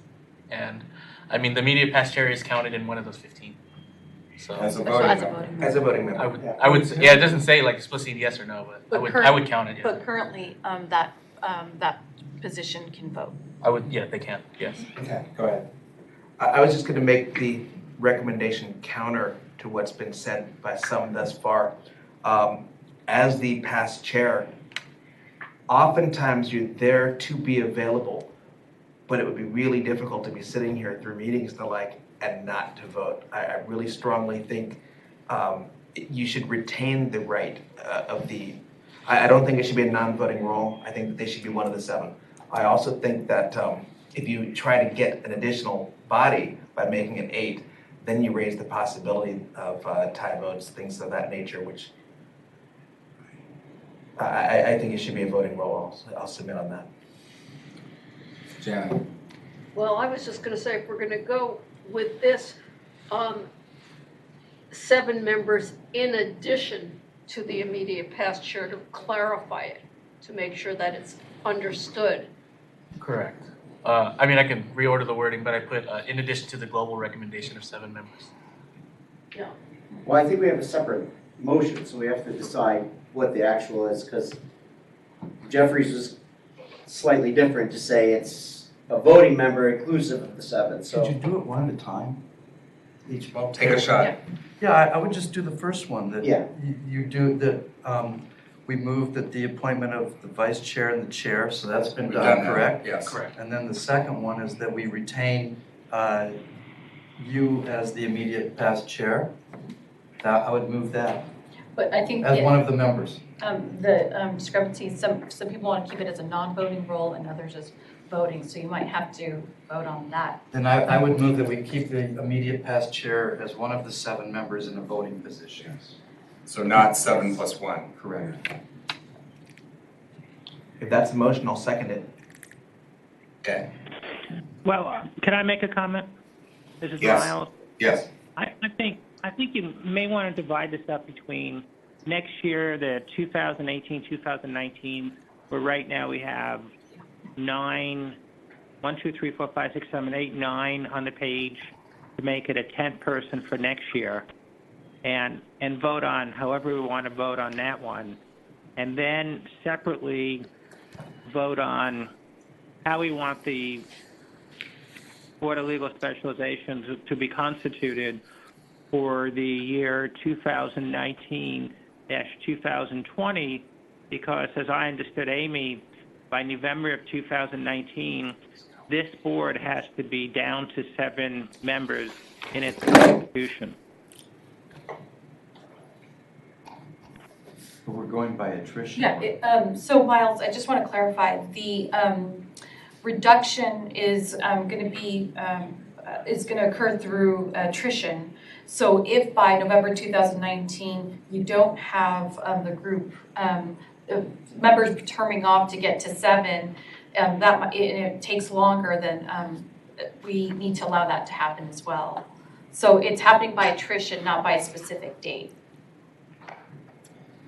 Well, then technically speaking, if we don't resolve that you're on, propose that you're on, through attrition, you would be off, right?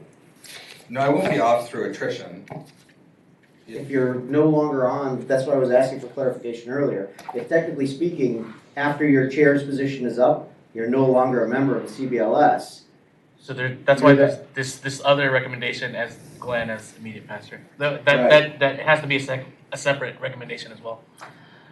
Okay, so I think Miles may be onto something. So let's, thank you, Miles. So why don't we take it one step at a time? So the first motion would be that for the 2018-2019, we amend the composition to add me as immediate past chair.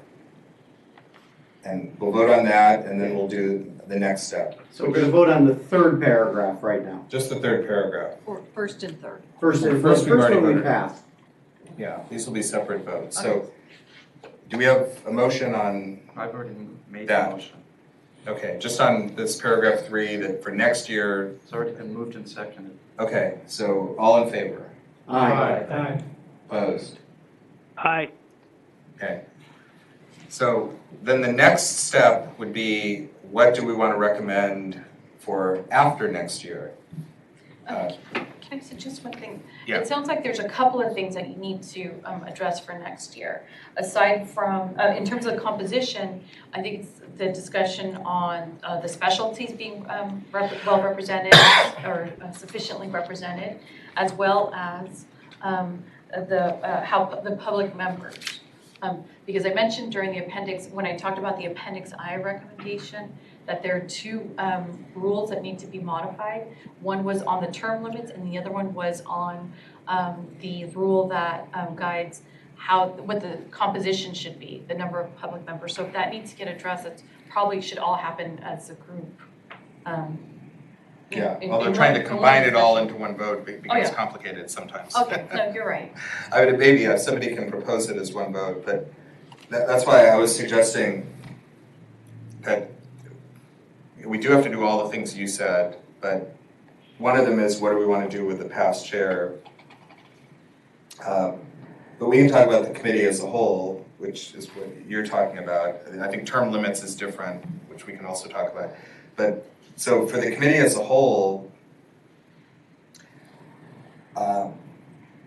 and I'm not sure again, are we limited to 7 or would it be 7 plus the past chair? And I'm still not sure what our options are there. Glenn? Yeah. Help me out, Jeremy. Yeah. Why don't, as a separate line item, because I just say that we would propose that of the presumably 7 members, putting aside my other recommendation, that once the committee gets down to whatever the new normal is, that one of those 7 be a public member. That if we're going from 15 to 7, I would assume we probably don't want to have 2 public members out of 7, but maybe make it 1 of 7, or whatever that new number is. One of the new normal should be a public member, once we get down to whatever the new normal is. Right, and if 7 is the new normal, I would have proposed having it be 5 specialists, one public member and then the past chair, which in some years is a public member and in other years is a specialist. So it would be, 5 specialists, public member, and a past chair would be the recommended composition. Unless we were allowed to go to 8 with the past chair not counting, in which case it could be 6 specialists, a public member, and a past chair. Comments, thoughts? John?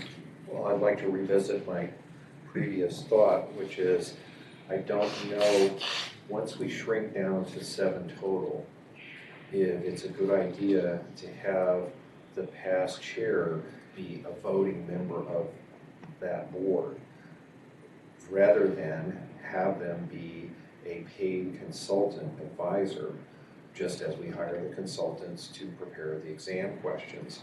They're fulfilling a different need, but they're fulfilling a need that we have.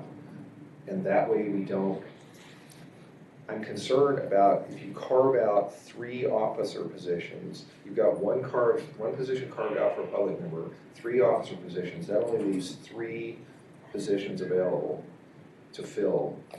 And having the person who has been vice chair or chair now have an additional year to sit as immediate past chair as one of those 7 members seems like it's taking away from the opportunity for new membership. But I'm not saying that their input isn't necessary and they shouldn't be there, but I think they should be there as an additional, as a paid consultant advisor. Perhaps. I mean, we don't know how the paid consultant advisors work. So if, let's say, Michael's here, he's a paid consultant advisor, the decision may be made, we don't want to pay him, so we'll call him once and he won't show up to any meeting, which in effect would be not having a past chair at the meetings, which everyone had thought was important half an hour ago when we discussed it.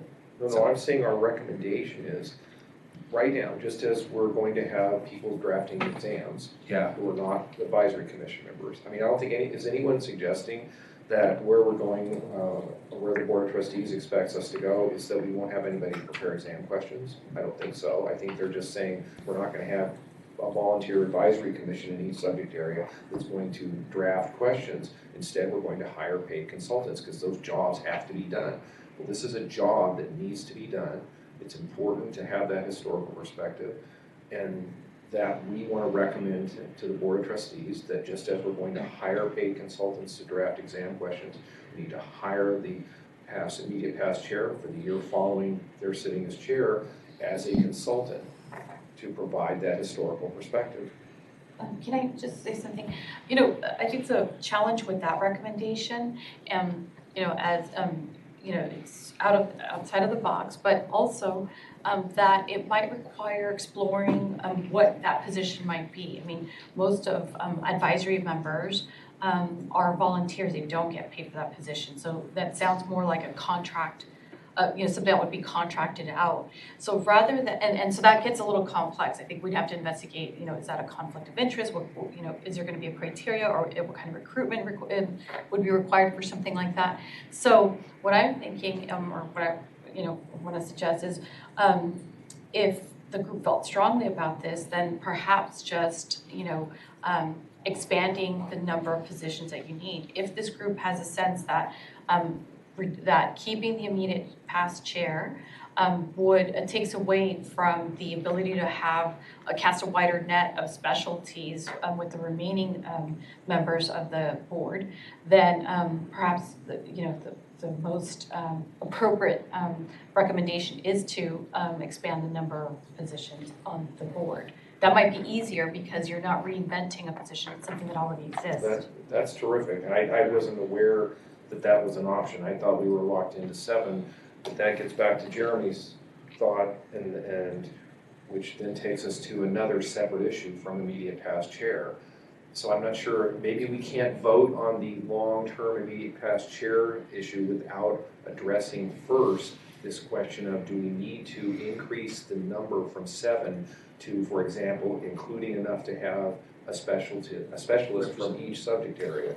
Well, and the only reason I'm suggesting that it gets handled that way is because I think we keep dancing around it. I think perhaps maybe that's one of the first things this group should determine is, should that recommendation move forward? Should it be on the table altogether? To go back to an 11-person committee? Or whatever the size you larger. find My appropriate. thought on it Well, was, 13. you know, when the Board of Trustees voted, obviously they weren't looking at, you know, it wasn't completely fleshed out, but the thought was that maybe all of the committees would be reduced to 7. So I think the expectation was that the advisory commissions would get pared down to 7 also, but that they would still exist. Now, if you're going to eliminate the advisory commissions, that's a different ballgame. So if you were to expand the BLS, the rationale would be that because you've eliminated 11 times 9, you've eliminated 99 volunteers on the advisory commissions, that maybe the trade-off is that you need more people at the BLS level so that you at least have 1 volunteer from every specialty. And that would be the rationale for it, that you're trading 99 volunteers for 9 on the BLS, or 11 on the BLS. Lou, then John. I'm going to concur with Jeremy. I'm concerned that, in due respect to the Board of Trustees, that the goal of bringing everything down to 7 in a blanket type manner may not have been given due consideration, that we're going to have these paid consultants taking the place of volunteers at the commissions. And all of us sat on the commissions. We all know that one of the things the commissions always did is, as the law changed, because we're in the trenches, we're boots on the ground, we're able to work on these exam questions and be able to have the exam being up to date all the time. And the concern, I think, of the CBLS should be that the paid consultants may not have that same level of boots on the ground that we all had on the commissions. And I think it's important that each of the specialties has a representation on the CBLS, and that person basically would be the person who would interact with those paid consultants who are taking the place of the commission, so that there is some type of continuity and oversight, which is in the best interest of the public, because I believe that's what we're supposed to be doing. And so it's in the best interest of the public to have a representative of each of the specialties on the CBLS. Okay, John, then Rob. So in terms of our continuity of continuing to do the job that we're here to do, I don't have the rules in front of me, but if I remember correctly, one of the descriptions of what we do is that particularly in relationship to certifications and recertification applications, we act upon the recommendations from the advisory commissions, who are the experts in the substantive areas. With the commissions no longer existing, it seems vital that in order for us to fulfill that, what's the underlying message there? Well, that you need substantive recommendations from somebody familiar in each of the specialty areas. Well, if those people aren't there anymore, we at least need to have somebody in each area on the board, because otherwise we can't do our job. Well, I could count on probably one hand in the 8 years I've been here where there's been a file where we needed an expert on that subject area to help us vote. I voted on hundreds, thousands of files, so I think that what you're saying in theory is an issue, but it's very, very rare that that happens. And it's possible, and I think there are other solutions when you get that rare file that requires specialty review than that, but go ahead. Perhaps my mistake was limiting my example to applications for cert and recert. As we all know, those of us who have served on the commissions, they do a lot more in their substantive area in terms of evaluating, for example, changes in exam specs, overseeing application providers and determining have they adequately identified the goals, what you are supposed to learn from their courses.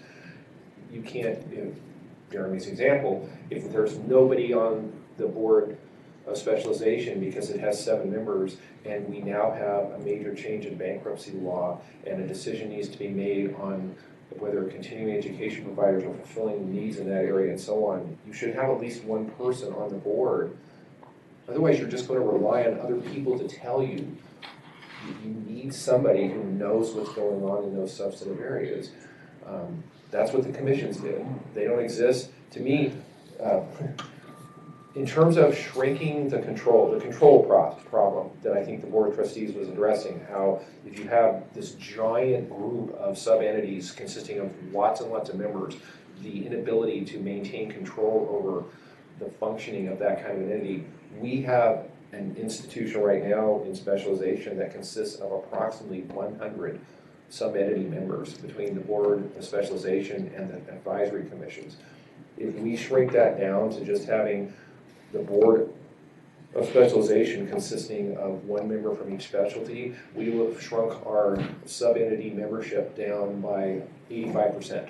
So I think we will have accomplished the Board of Trustees' goal without impacting our ability to have somebody knowledgeable in the substantive area for each of the substantive areas that we certify in. Rob? So what it sounds like though is that we need to have a little bit more of a generic proposal or rule. We don't want to say 11. What we really want to say is that we have a representative from every specialty area. Otherwise we limit ourselves to 11 specialty areas, or we make it that the board of directors says, okay, well, do we really need admiralty? Now you're down to 10. Now, you understand? So I think that the proposal needs to be that whatever you decide for public members and officers, that there needs to be a representative of each area of specialty on the board, in addition to the public members that are decided upon. And it is somewhat flexible because if the bar decides that we have a new area of specialty, that area of specialty needs to be represented.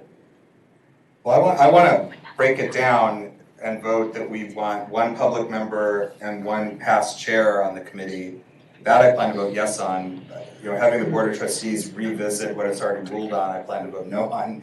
So I would want to break it down to that, because I don't think they're going to go back to 13, 14, 15 member committee, and I think it's a mistake for our board to tell them that that's what we think. Go ahead, Michael. I was just going to say, John, that right now we don't have representation from every commission on here anyway. I mean, we already have 2 criminal law, so there's not that many separate entities that are represented. I think that when we have the separate commissions, people that are on the commissions now are going to be offered an opportunity to be one of the paid members of that commission. And so we can always, as the board, regardless of whether we're 7 members or more, even at 7 members, we can always ask those commissions for a status report prior to a board meeting and get a report and information from them.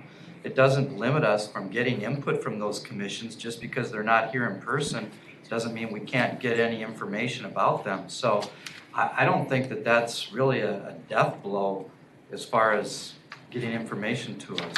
Yeah, I agree, and it's the same discussion I remember we had when we went from 30 to 15, and everyone, most of us, me included, oh, it'd be a horrible mistake. You need the chair of the CBA franchise committee, and you need the chair of the admiralty committee here. And if they don't advise us, we're not going to know what to do. And I don't think it turned out that way.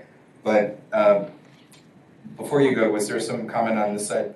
Oh, just in response to Michael's comment, I think the difference now versus, when the CBLS was shrunk last time is, although we don't have a member of every specialty on the board now we have the advisory commissions, and up until this year, which was kind of funky, we have this program where somebody from the BLS went to visit the advisory commission, so, we were in contact with them and they were in contact with us. Now that there's nobody out there to be in contact with, if you don't have somebody on the BLS, how do we make contact with the franchise lawyers if there is no? Well, there will be paid advisors. Go ahead. There's also, I just want to highlight something that exists in that same document that I keep referring to, the item that appeared on the board, agenda item 704. For the CPLS, there is also a recommendation in here that CPLS can form subject matter specific working groups as when you find necessary. So in the event that whether it's in the question development, whether it's issues that come up in a specific related a specialization, if there was a need to address something, a working group could be developed that addresses that. So that is something that the board voted on, that this group has as a tool in the event that it's necessary. Okay. John, and then let's vote on things, but go ahead, John. So I'm trying to piece together, because maybe this is my confusion, and if so, I'm retracting my comments. Because what I'm hearing Michael say is that, in fact, there is going to be an advisory commission in each subject area that will be available to make recommendations to us, with whom we can consult. And the only difference will be that they will be paid instead of volunteers. Well, I don't think we'll know exactly what it will look like because it hasn't happened yet.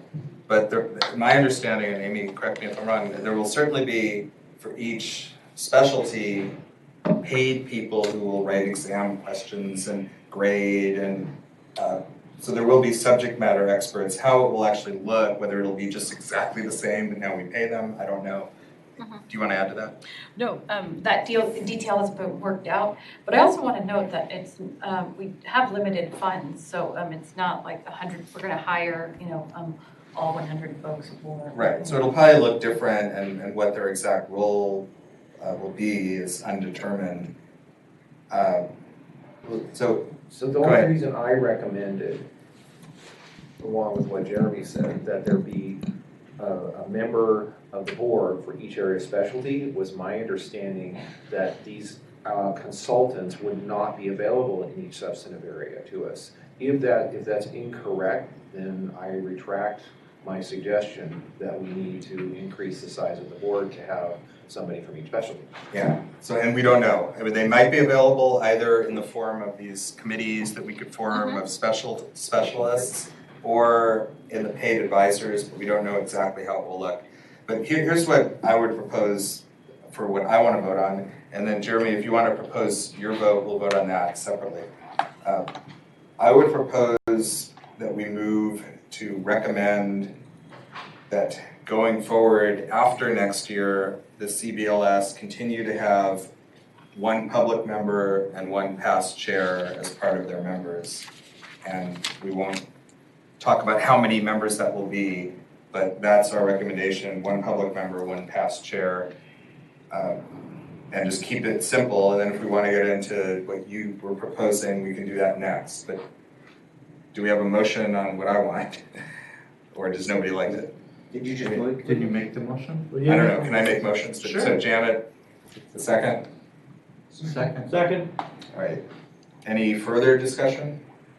John? I expressed this before. My only concern with your recommendation is addressing it before we address the size of the board, in the sense that if we have the immediate past chair, the chair, and the vice chair, and a public member, that's 4 out of the 7 people, which means there's only 3 positions available to anybody who's not either an officer or a public member. And that may, just from past history, maybe the bar's approach to things has changed, but over the years, what I've always seen is diversity, attracting new members, etc. And that's part of the reason for term limits on committee membership, for example. And I'm just concerned that if we're recommending to lock up 3 of the 7 positions to officers, and one of the other positions goes to a public member, again, you only have 3 rotational positions left, and that may be a problem. Well, at most, if we don't do this, we'd have 4, but any further comment? So all in favor of this proposal? Aye. Aye. Opposed? Aye. Okay, so I heard some ayes on the phone, and you raised your hand, Lou, under opposed? And John, you're opposed, and was there anyone else opposed? Okay, so it passed with whatever that vote was. Now, Jeremy or John or anybody else, do you still want to recommend for a vote? Yeah, I mean, I'd like to just poll our group and see if we want to make an alternative recommendation to the board that due to the elimination of the advisory commissions, that the board reconsider and have the BLS be larger to include one representative for each specialty, with taking into account Rob's idea that if we expand the number of specialties, we could that would necessitate an extra person on the board. And then on top of that, have, I guess, the chair, the vice chair, the past chair, and the public member. So I guess it would be 4 Keep it at plus, 15. Yeah, 4 plus 11. 15. But try to sell it as this is the trade-off because you got rid of the other 99 people. Yeah, so I've already expressed my opinion that I'm going to vote no on that, but and we've had a lot of comment on that. Do we have any further comment that hasn't already been said? John? I would only support that based on what Amy said. Because what I heard Amy do was encourage us not to close the door, and in fact to open it and go with that suggestion to the Board of Trustees, that now is the time to do that. If I don't want to hear incorrectly, I don't want to do something that I know Glenn's expressing is that we're going to jeopardize, and Michael expressed that we could jeopardize what we have by going back with that suggestion. I don't want to do that if that's what you think will be the consequence of this. I think the board would appreciate guidance from this group as to what would best address your constituents. I mean, if that's the case, that you need representation in these areas, then, and the group agrees with this, then that's what you put forward. I'm just suggesting that the more information they have, the better, and you need to make sure that that information is something that represents the best way to meet your needs in this on this committee. Jeff? A middle ground between the 7, and as we have it sitting right now, and the position that Jeremy just took would be to make the recommendation to the board that this board have 11 attorney members, including 1 practicing in each of the areas in which we certify. We don't need to say, and we don't have to say that 11 certified specialists, 1 from each of these areas, but we can say at least 1 certified from each of the areas. And that would include the officers. So the officer positions would be, each represent their own as well, that whatever area they're certifying in.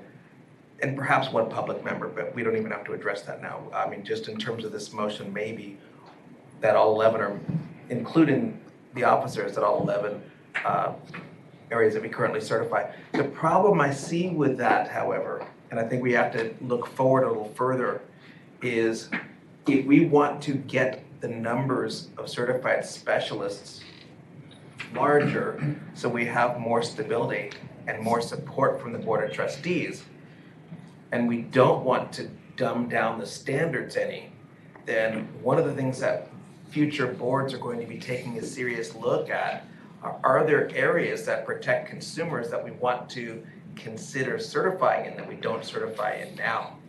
And do we necessarily include that possibility that that's going to expand this board? Because that's going to generate some pushback also.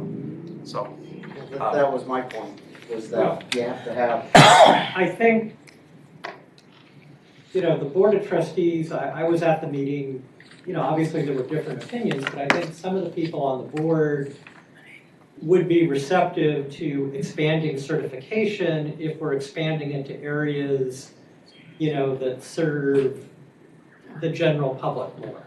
So I would think the Board of Trustees might be more receptive, to a certification in personal injury law, because that might have more contact with the public, than if we were to certify patent lawyers that the public doesn't deal with.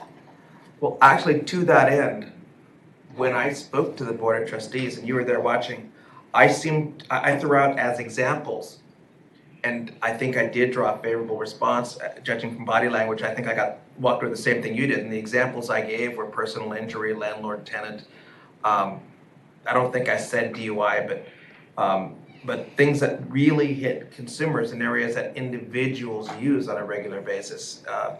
And I think there is merit to that. My only point now is, if we tie the board to the idea of having 11 members and one from each of the specialties, and we really pin it down that far, does that mean that it's going to be harder for this board or future boards to later suggest to the Board of Trustees that we want to add these other areas? Or will we be looking at adding other areas? I say we, but I won't be here. But future boards looking at adding other areas and therefore expanding this board again, it gets to be a little bit cumbersome, so. It could, but I would think that if hopefully, future boards will look at expanding the program, and if we're expanding in an area that the Board of Trustees wants us or would want us to be in, like you say, personal injury, landlord, tenant, things that are consumer friendly, I don't think adding one or two more people to the BLS to accommodate that would be the deal breaker. If we're able to sell the expansion that, here we're gonna, address a whole area that's of major concern to the public, that would be the benefit to the board, and they would, be okay with that. Okay, so I don't want to sidetrack this too much with talk of future expansion, which hasn't happened in 8 or 9 years, but do you want to propose something with all the input you had, Jeremy? You want to Yeah, let make a me motion put it out and there, that as an alternative, in addition to everything else, I'm cool with all the other recommendations, that in the alternative, that the board consider allowing the BLS to expand to include one representative from each of the 11 specialties and any future specialties, if any, and that we include at least one public member, and then the officers being vice chair, chair, and past chair, so that we have somebody on the BLS who can representative of each of the 11 specialties, or however many specialties are in existence. I'm not looking to question. Can I ask for a I will second clarification? that message. Can I ask for a clarification? Yeah. Would those 11 members include the current officers? So the officers are, if the officer is from one of those 11, that 11's covered, or would that be in addition to the officers? I would think 11 in addition to the officers. That way you're not precluded that, if you happen to be an officer from criminal law, does that then preclude you from having anybody else from criminal law on the board? I think if we're going to try, if they're going to expand the board, go for it. Either go for it or not. So I would do 11 plus the officers to kind of give you a little flexibility. So if we're going to roll the dice, let's roll the dice big time. Yeah, so I don't think what you've suggested is in the alternative to what we've already voted on. Like we've already voted on very limited things. I don't think it's in the alternative. That's just a separate what you want for the composition of the board to look like. So I would take out the in the alternative language. Okay. Do you have something, Bob, or you? Okay. Rob. I'll second that motion from Jeremy. Okay, it's seconded. Go ahead, Rob. So I'm concerned with the wishy-washy, to use a technical term, way that we're presenting back, right? We're saying, well, we heard what you said, so we voted on that, but then we also are voting on this and proposing something totally different. So I think us as a board, we need to go with a unified voice back as to what our recommendations are, instead of making multiple recommendations, one of which is in line with what they're asking us to do and one of which is without. So I think the way we've phrased the other recommendations, I'm not saying which one is right or wrong, by the way. This is not a value judgment on that. It's a unified voice from this board as to what we think is the right way to move. After this vote, could we take a break? Yes. John? Grabbing onto Jeremy's word alternative, what I heard him saying was as an alternative to a 7-member board. I'm Yeah, proposing exactly. a bigger board. That's what I heard. That's what I have it. So I don't think that's the alternative then. I think our recommendation is this bigger, and the alternative is, okay, we'll concede to the 7. If you give it as the alternative, they're gonna stop before you get to the alternative, in my opinion. Yeah, I didn't like the in the alternative language. Okay, sorry. Isn't this Say that a again, done Rob? deal already? Can we Isn't this identify? already a done deal? What? Yes. The 7, Yes. period. I mean, so what are we voting on? But that's not what Amy's saying. Yes. Amy's saying it isn't a done deal and that now's our opportunity to speak up. I will support Jeremy's motion, or I have actually a suggestion for some additions to it or a different approach, which is identify what is it we're concerned about? Why are we saying we need to have these extra members? And then there's possible different ways to get that need fulfilled. It could be the outside consultants who are paid. It could be these working groups. It could be, adding to the membership of the board. But so that the board of trustees knows, why are we concerned about it? Are we just trying to power grab and say, oh, we need to see our board shrink and we want more members? I think we need to be careful that we say, here's the fundamental need that we see that needs to be fulfilled. We have these 3 or 4 ideas of how to deal with it. Would you consider those? Look at those. So let me, in light of Bob's suggestion that we take a break and multiple suggestions of things, why don't we take a 10-minute break? I would encourage those who want to propose something to meet and actually propose something we could vote on. So why don't John, you and Jeremy come up with something we can vote on, whatever it is. But right now, why don't we go off the record and take 10 minutes?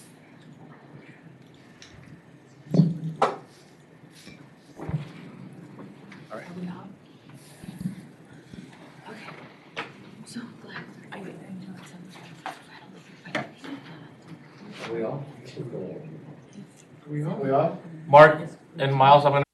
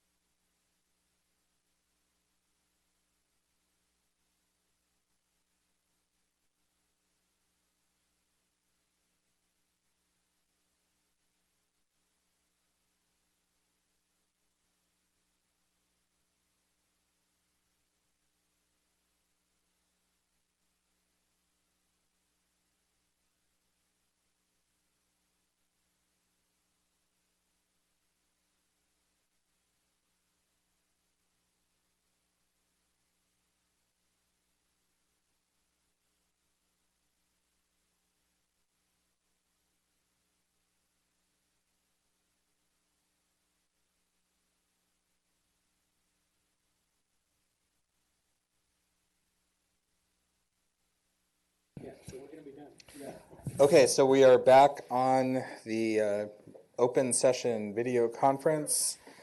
And Jeremy, you have a revised motion to propose as I understand it. So why don't you go ahead, we'll get it seconded, we'll have comment, and then we will vote.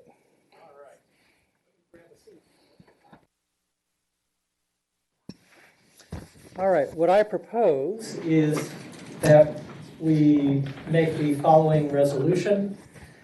1, whereas the Board of Trustees has elected to sunset the advisory commissions, whereas some of the job functions performed by the advisory commissions will now need to be assumed by the Board of Legal Specialization.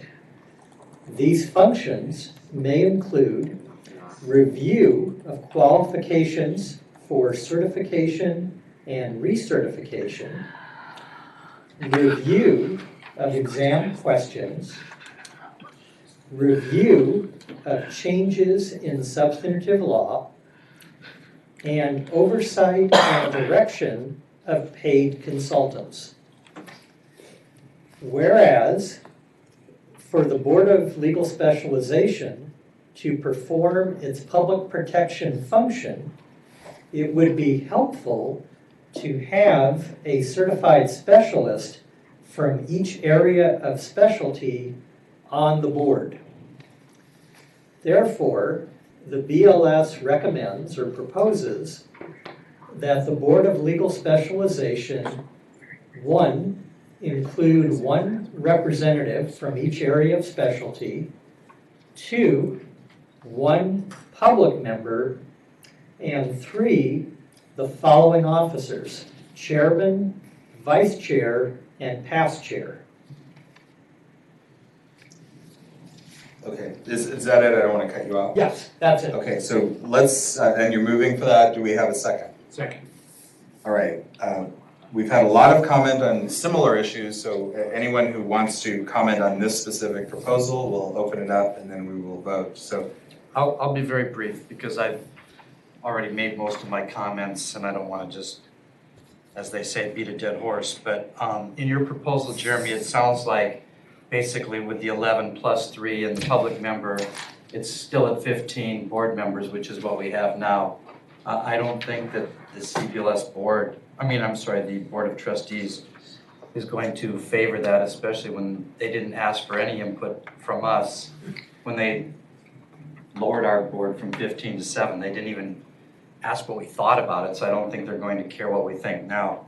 I think if we do that, they're more likely to just say no to everything we're submitting, and there's a likelihood that we might not even get the past chair in as one of our board members, is what we actually really wanted to do in this before this day started. So I think there's a likelihood they might just say no to everything, and that's gone too. And finally, I would just say that if it's something that we really see as a problem, there's nothing that would prohibit us from visiting this in the future. It's not like it needs to be done right now. That's my thought. okay, so let me ask for additional comments, if any, in the room, and then Miles and Mark, if you on the phone have comments, just hold off for right now. So Jeff, go ahead. Michael has said virtual. Do we really need this? Yes. Yes. Okay. Michael has said virtually everything I was going to say, but one thing. I agree with everything he just said. I would only add, and I say this with the greatest of respect, as an attorney who goes to court every day opposing what people propose, sometimes the strongest thing we have going for us is when our opponent, who has to go first, overshoots the target. And I say this with the greatest of respect. When we come in and tell the Board of Trustees, start over, we don't like being reduced, bring us back, we want all 15, we are overshooting the target. And even though we took the number out of the resolution, we broke it down, the composition, and recreated the number without saying the number. So respectfully, I think we are going to upend what we've already asked for today, which is asking them to keep the past chair in, and for that reason I have to oppose it, and we'll so vote. Okay, let's go around the room. I see your hand, Bob, but go ahead. But just sticking around the room. Well, let me just ask, Janet or Lou, do you want to comment? We'll just go all the way around. I seconded it, so. Okay, we know you're in favor. Janet, anything? Do I have anything to say? do you have a comment on it, or do you want to, John has one, but I just want to go around. Okay, thank you. So, John, So 2 things. It was my understanding. do you have your mic on? I could hear you, but for the It was my video. understanding that from when you went through your agenda items that we were going to address today, that one of them was in fact this issue of what was the future composition of the board going to be. Now I'm hearing Michael say, well, actually that isn't something we need to address today, that could be addressed in the future.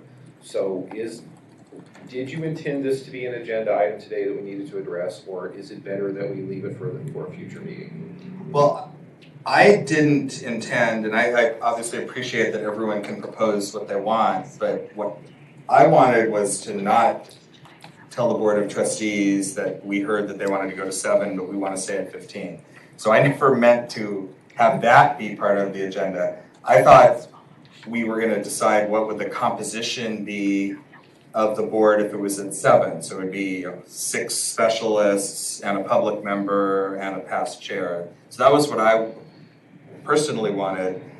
To Michael's comment, I don't know if the Board of Trustees will accept this now, whether we could wait 6 months. It's not clear because the Board of Trustees has not asked us to give a recommendation on going from 7 back to 15. So I don't know for certain that we could wait 6 months and then bring it up and no harm, no foul.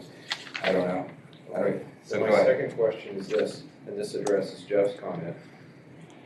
I don't view this personally as us coming back saying, well, we want to have the board, because the board is, in this program, the program consists of the Board of Legal Specialization and its advisory commissions. They worked, past tense, together as a team. That was a 100-member team. That team is now, according to our proposal, being reduced to 15 members. That's an 85% reduction in the size of this team. So I don't see us coming back to the Board of Trustees saying, well, we don't like 7, we want 15. I see us coming back to them saying, we agree with you, 100 is way too big, and we believe that 15 instead of 7 gives us that same substantive knowledge, that same substantive feedback continuity that we had without putting back in place the other 85 members of the team. So it's just a matter of perspective. I mean, I don't know if we were coming back to them saying, well, you can't do away with advisory commissions. We need those 100 people. That would be more along the lines of what I hear Jeff describing. So, Rob, anything further? Bob? Well, everyone has said what I was going to say, and I just agree with Michael. I think you should wait about 6 months and then make this proposal if it's relevant. At this point, you don't know. Jeremy, you made the proposal. Do you want to add anything? Yeah, just one comment. My concern about waiting is it's my understanding that during this transition period, the rules governing this program have to be rewritten. That, in changing the board, changing our terms, that's a rule change.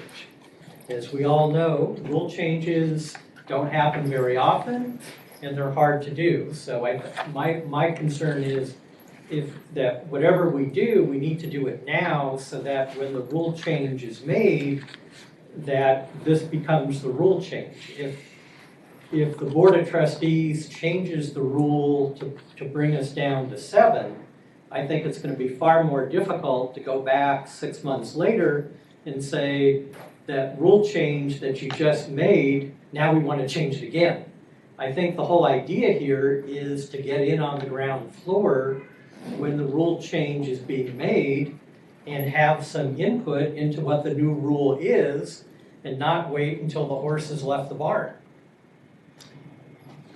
All right. Yeah, if I were in favor of it, I would agree we should do it now. So I don't disagree with the timing issue for those in favor of it. Cynthia, do you have anything you want to add before we go to Miles and Mark on the phone?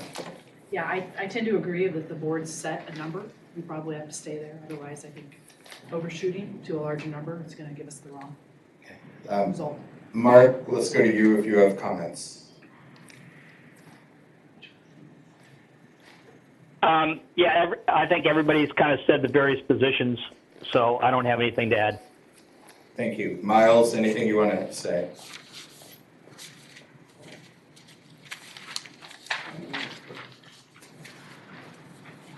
So, hearing nothing, Miles, are you on the phone? As I understand it, the Board of Trustees has given us a lifeline, which Michael talked about a little bit earlier. As I also understand it, the Board of Trustees hired an expert, and the expert basically said the optimum number of members on a committee is 7. And so with the Board of Trustees having done what it's done, we need to, as the Board of Legal Specialization under the Board of Trustees, build up the confidence of the Board of Trustees that we can do the job with whatever number of people should constitute this Board of Legal Specialization that the Board of Trustees said should constitute it.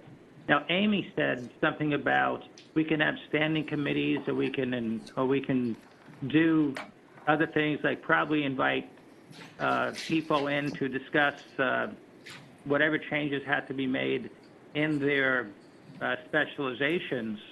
So in my mind, if we have to function with 7 and build up trust with the Board of Trustees so that the idea of legal specialization stays in existence for the next 5 or 10 years, maybe we got to bite the bullet and stick with the 7.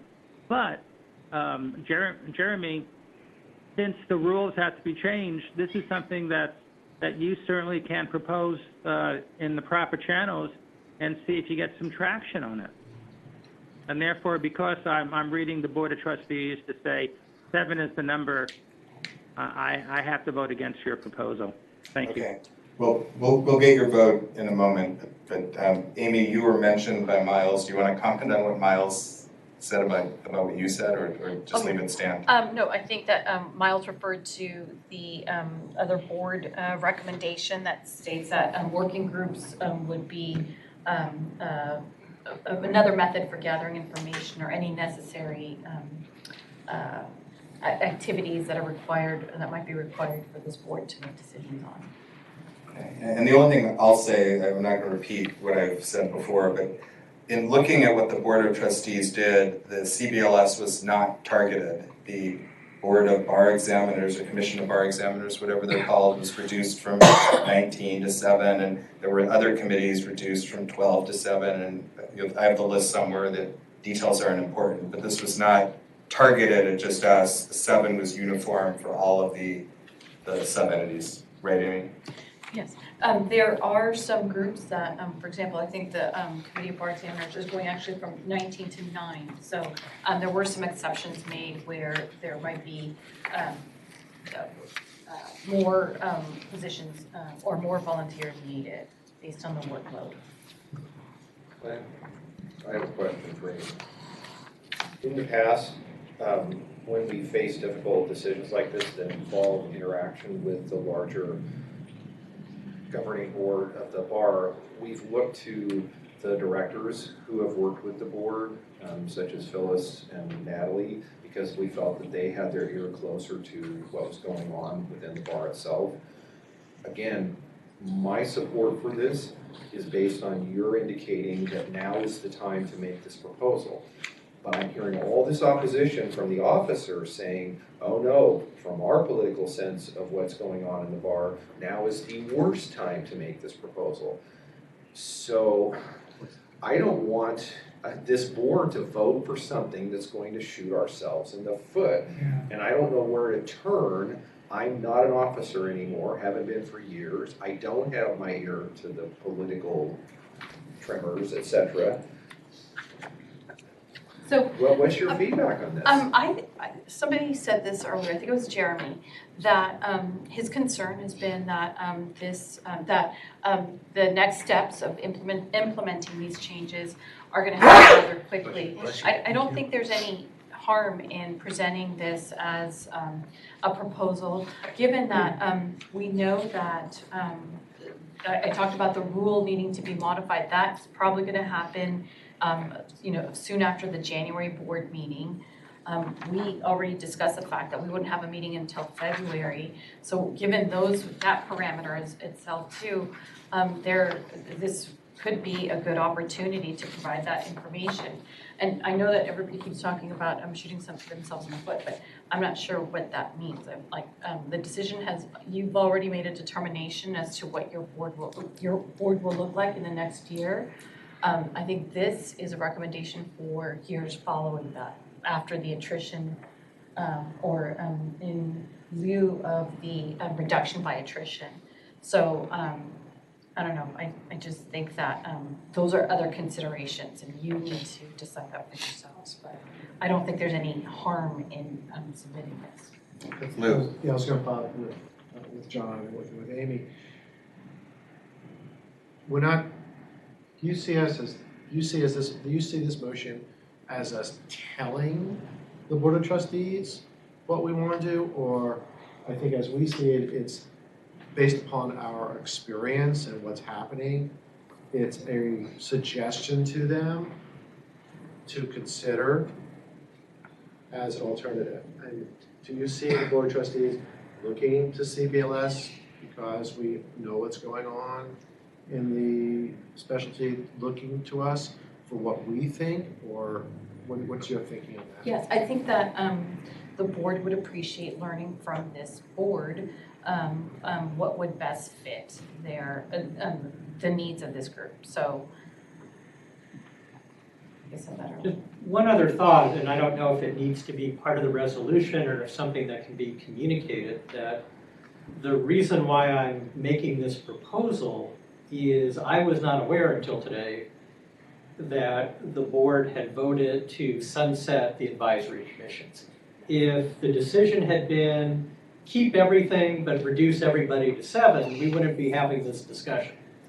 The reason for it is the elimination of the advisory commissions. That if you don't have those people around, that's why I'm making this proposal, so that you maintain at least one person from each specialty, because we don't have that link to the advisory commissions, because there are no more advisory commissions.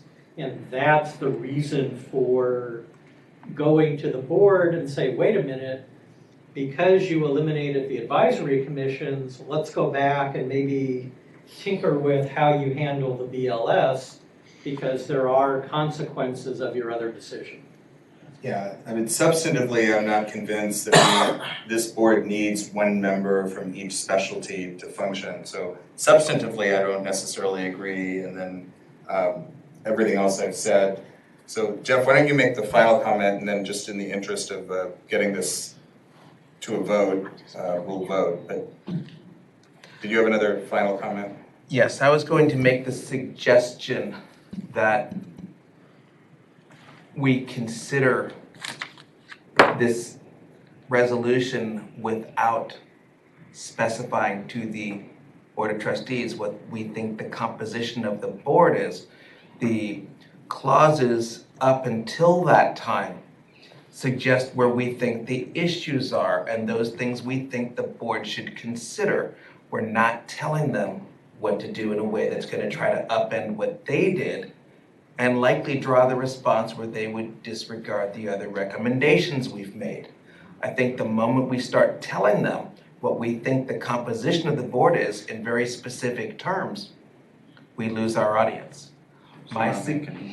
So I was going to ask for what I would consider a friendly amendment, that we embrace this resolution without including the proposal and let them do what they will with what we think the issues are and how they choose to address it.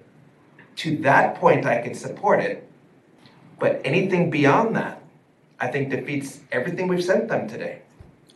See, I like that, and I would revise it slightly further. So the one where it says, whereas for the CBLS to perform its public protection function, it would be helpful to have a certified specialist from each area. I would say that have that be a possibility. Another possibility, there may be other possibilities other than having our board continue to be 15, such as having the revised advisory commissions continue to do these functions. And I think the moment we start locking it in at 15 and telling them we don't want the officers considered and things of that nature, I think we're giving them too much of a directive. And I think that to the extent that we tell them, look, this may present problems, here's what we see, and leave it to them to fix it or to seek direction from us and plant those seeds, I don't see any problem with it. That's my thoughts. Jeff, I would agree with you, except for the fact that it's not like they're meeting in the next room and we're going back and forth. These people, you know, this board isn't going to meet again until February. They're going to vote, they're going to meet and vote and do what they're going to do. So my thought would be, we're not telling them what to do. I think we as a board have a duty to give them our input and make a recommendation. Okay, so You know, we don't want to offend anybody, we're not telling them what to do, but if you just say, well, you ought to reconsider, then they'll say, okay, yeah, we reconsidered and we just did 7 or we did 8. So it's your motion, I think we Jeremy. gotta take a position and just make a recommendation. You want to keep your motion as it was? It's already been. I'd like to keep it, but I do like the idea of adding, you know, that based upon these things, that the Board of Trustees reconsider the size of the BLS. You know, that we want to make it clear what it is we're asking them to do. It's an advisory. Yeah, it's advisory. This is our recommendation. And it's partly based upon the fact that the advisory commissions are being eliminated. All right, so it's been moved and seconded. You know, because of all the discussion, people can vote individually. Why don't we start with you, Michael? I vote no. Jeff? I vote no. No. Janet? Yes. Lou? No. Rob? No. Bob? No. Jeremy? Yes. Cynthia? No. Miles? Wake up. No. Mark? Yes. And I'll vote no. I So, would like to make a motion. My motion is that everything that's on that screen, but get rid of the words after CBLS at the bottom.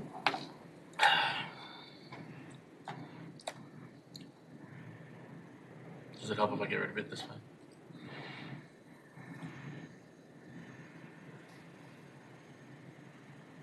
That's my motion.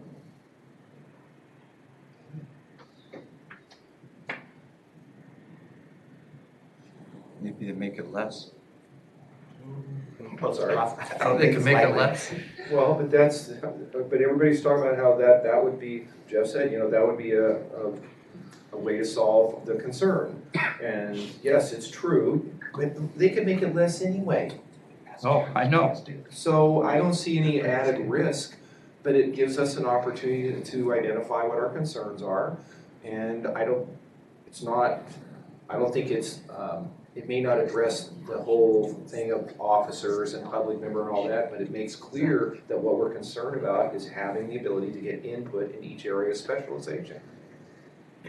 Jeff? I'll second that motion. Yeah, that's good. Do the people on the phone, are you seeing what's being suggested and we're changing things around? Do they have access to this? I think they're watching the live webcast, yeah. Okay. Can you guys confirm? Yes, I can see it.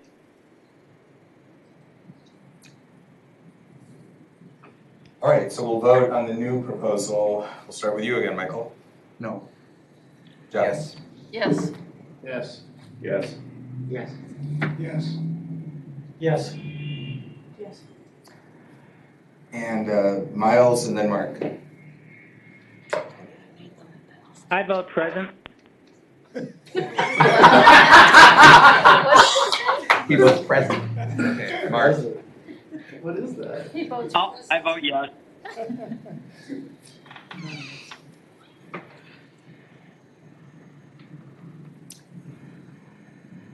I'll go with Miles and vote present. So it appears that one has passed. And that would be the end of the open session agenda. The closed session should be much shorter, but we will go off camera.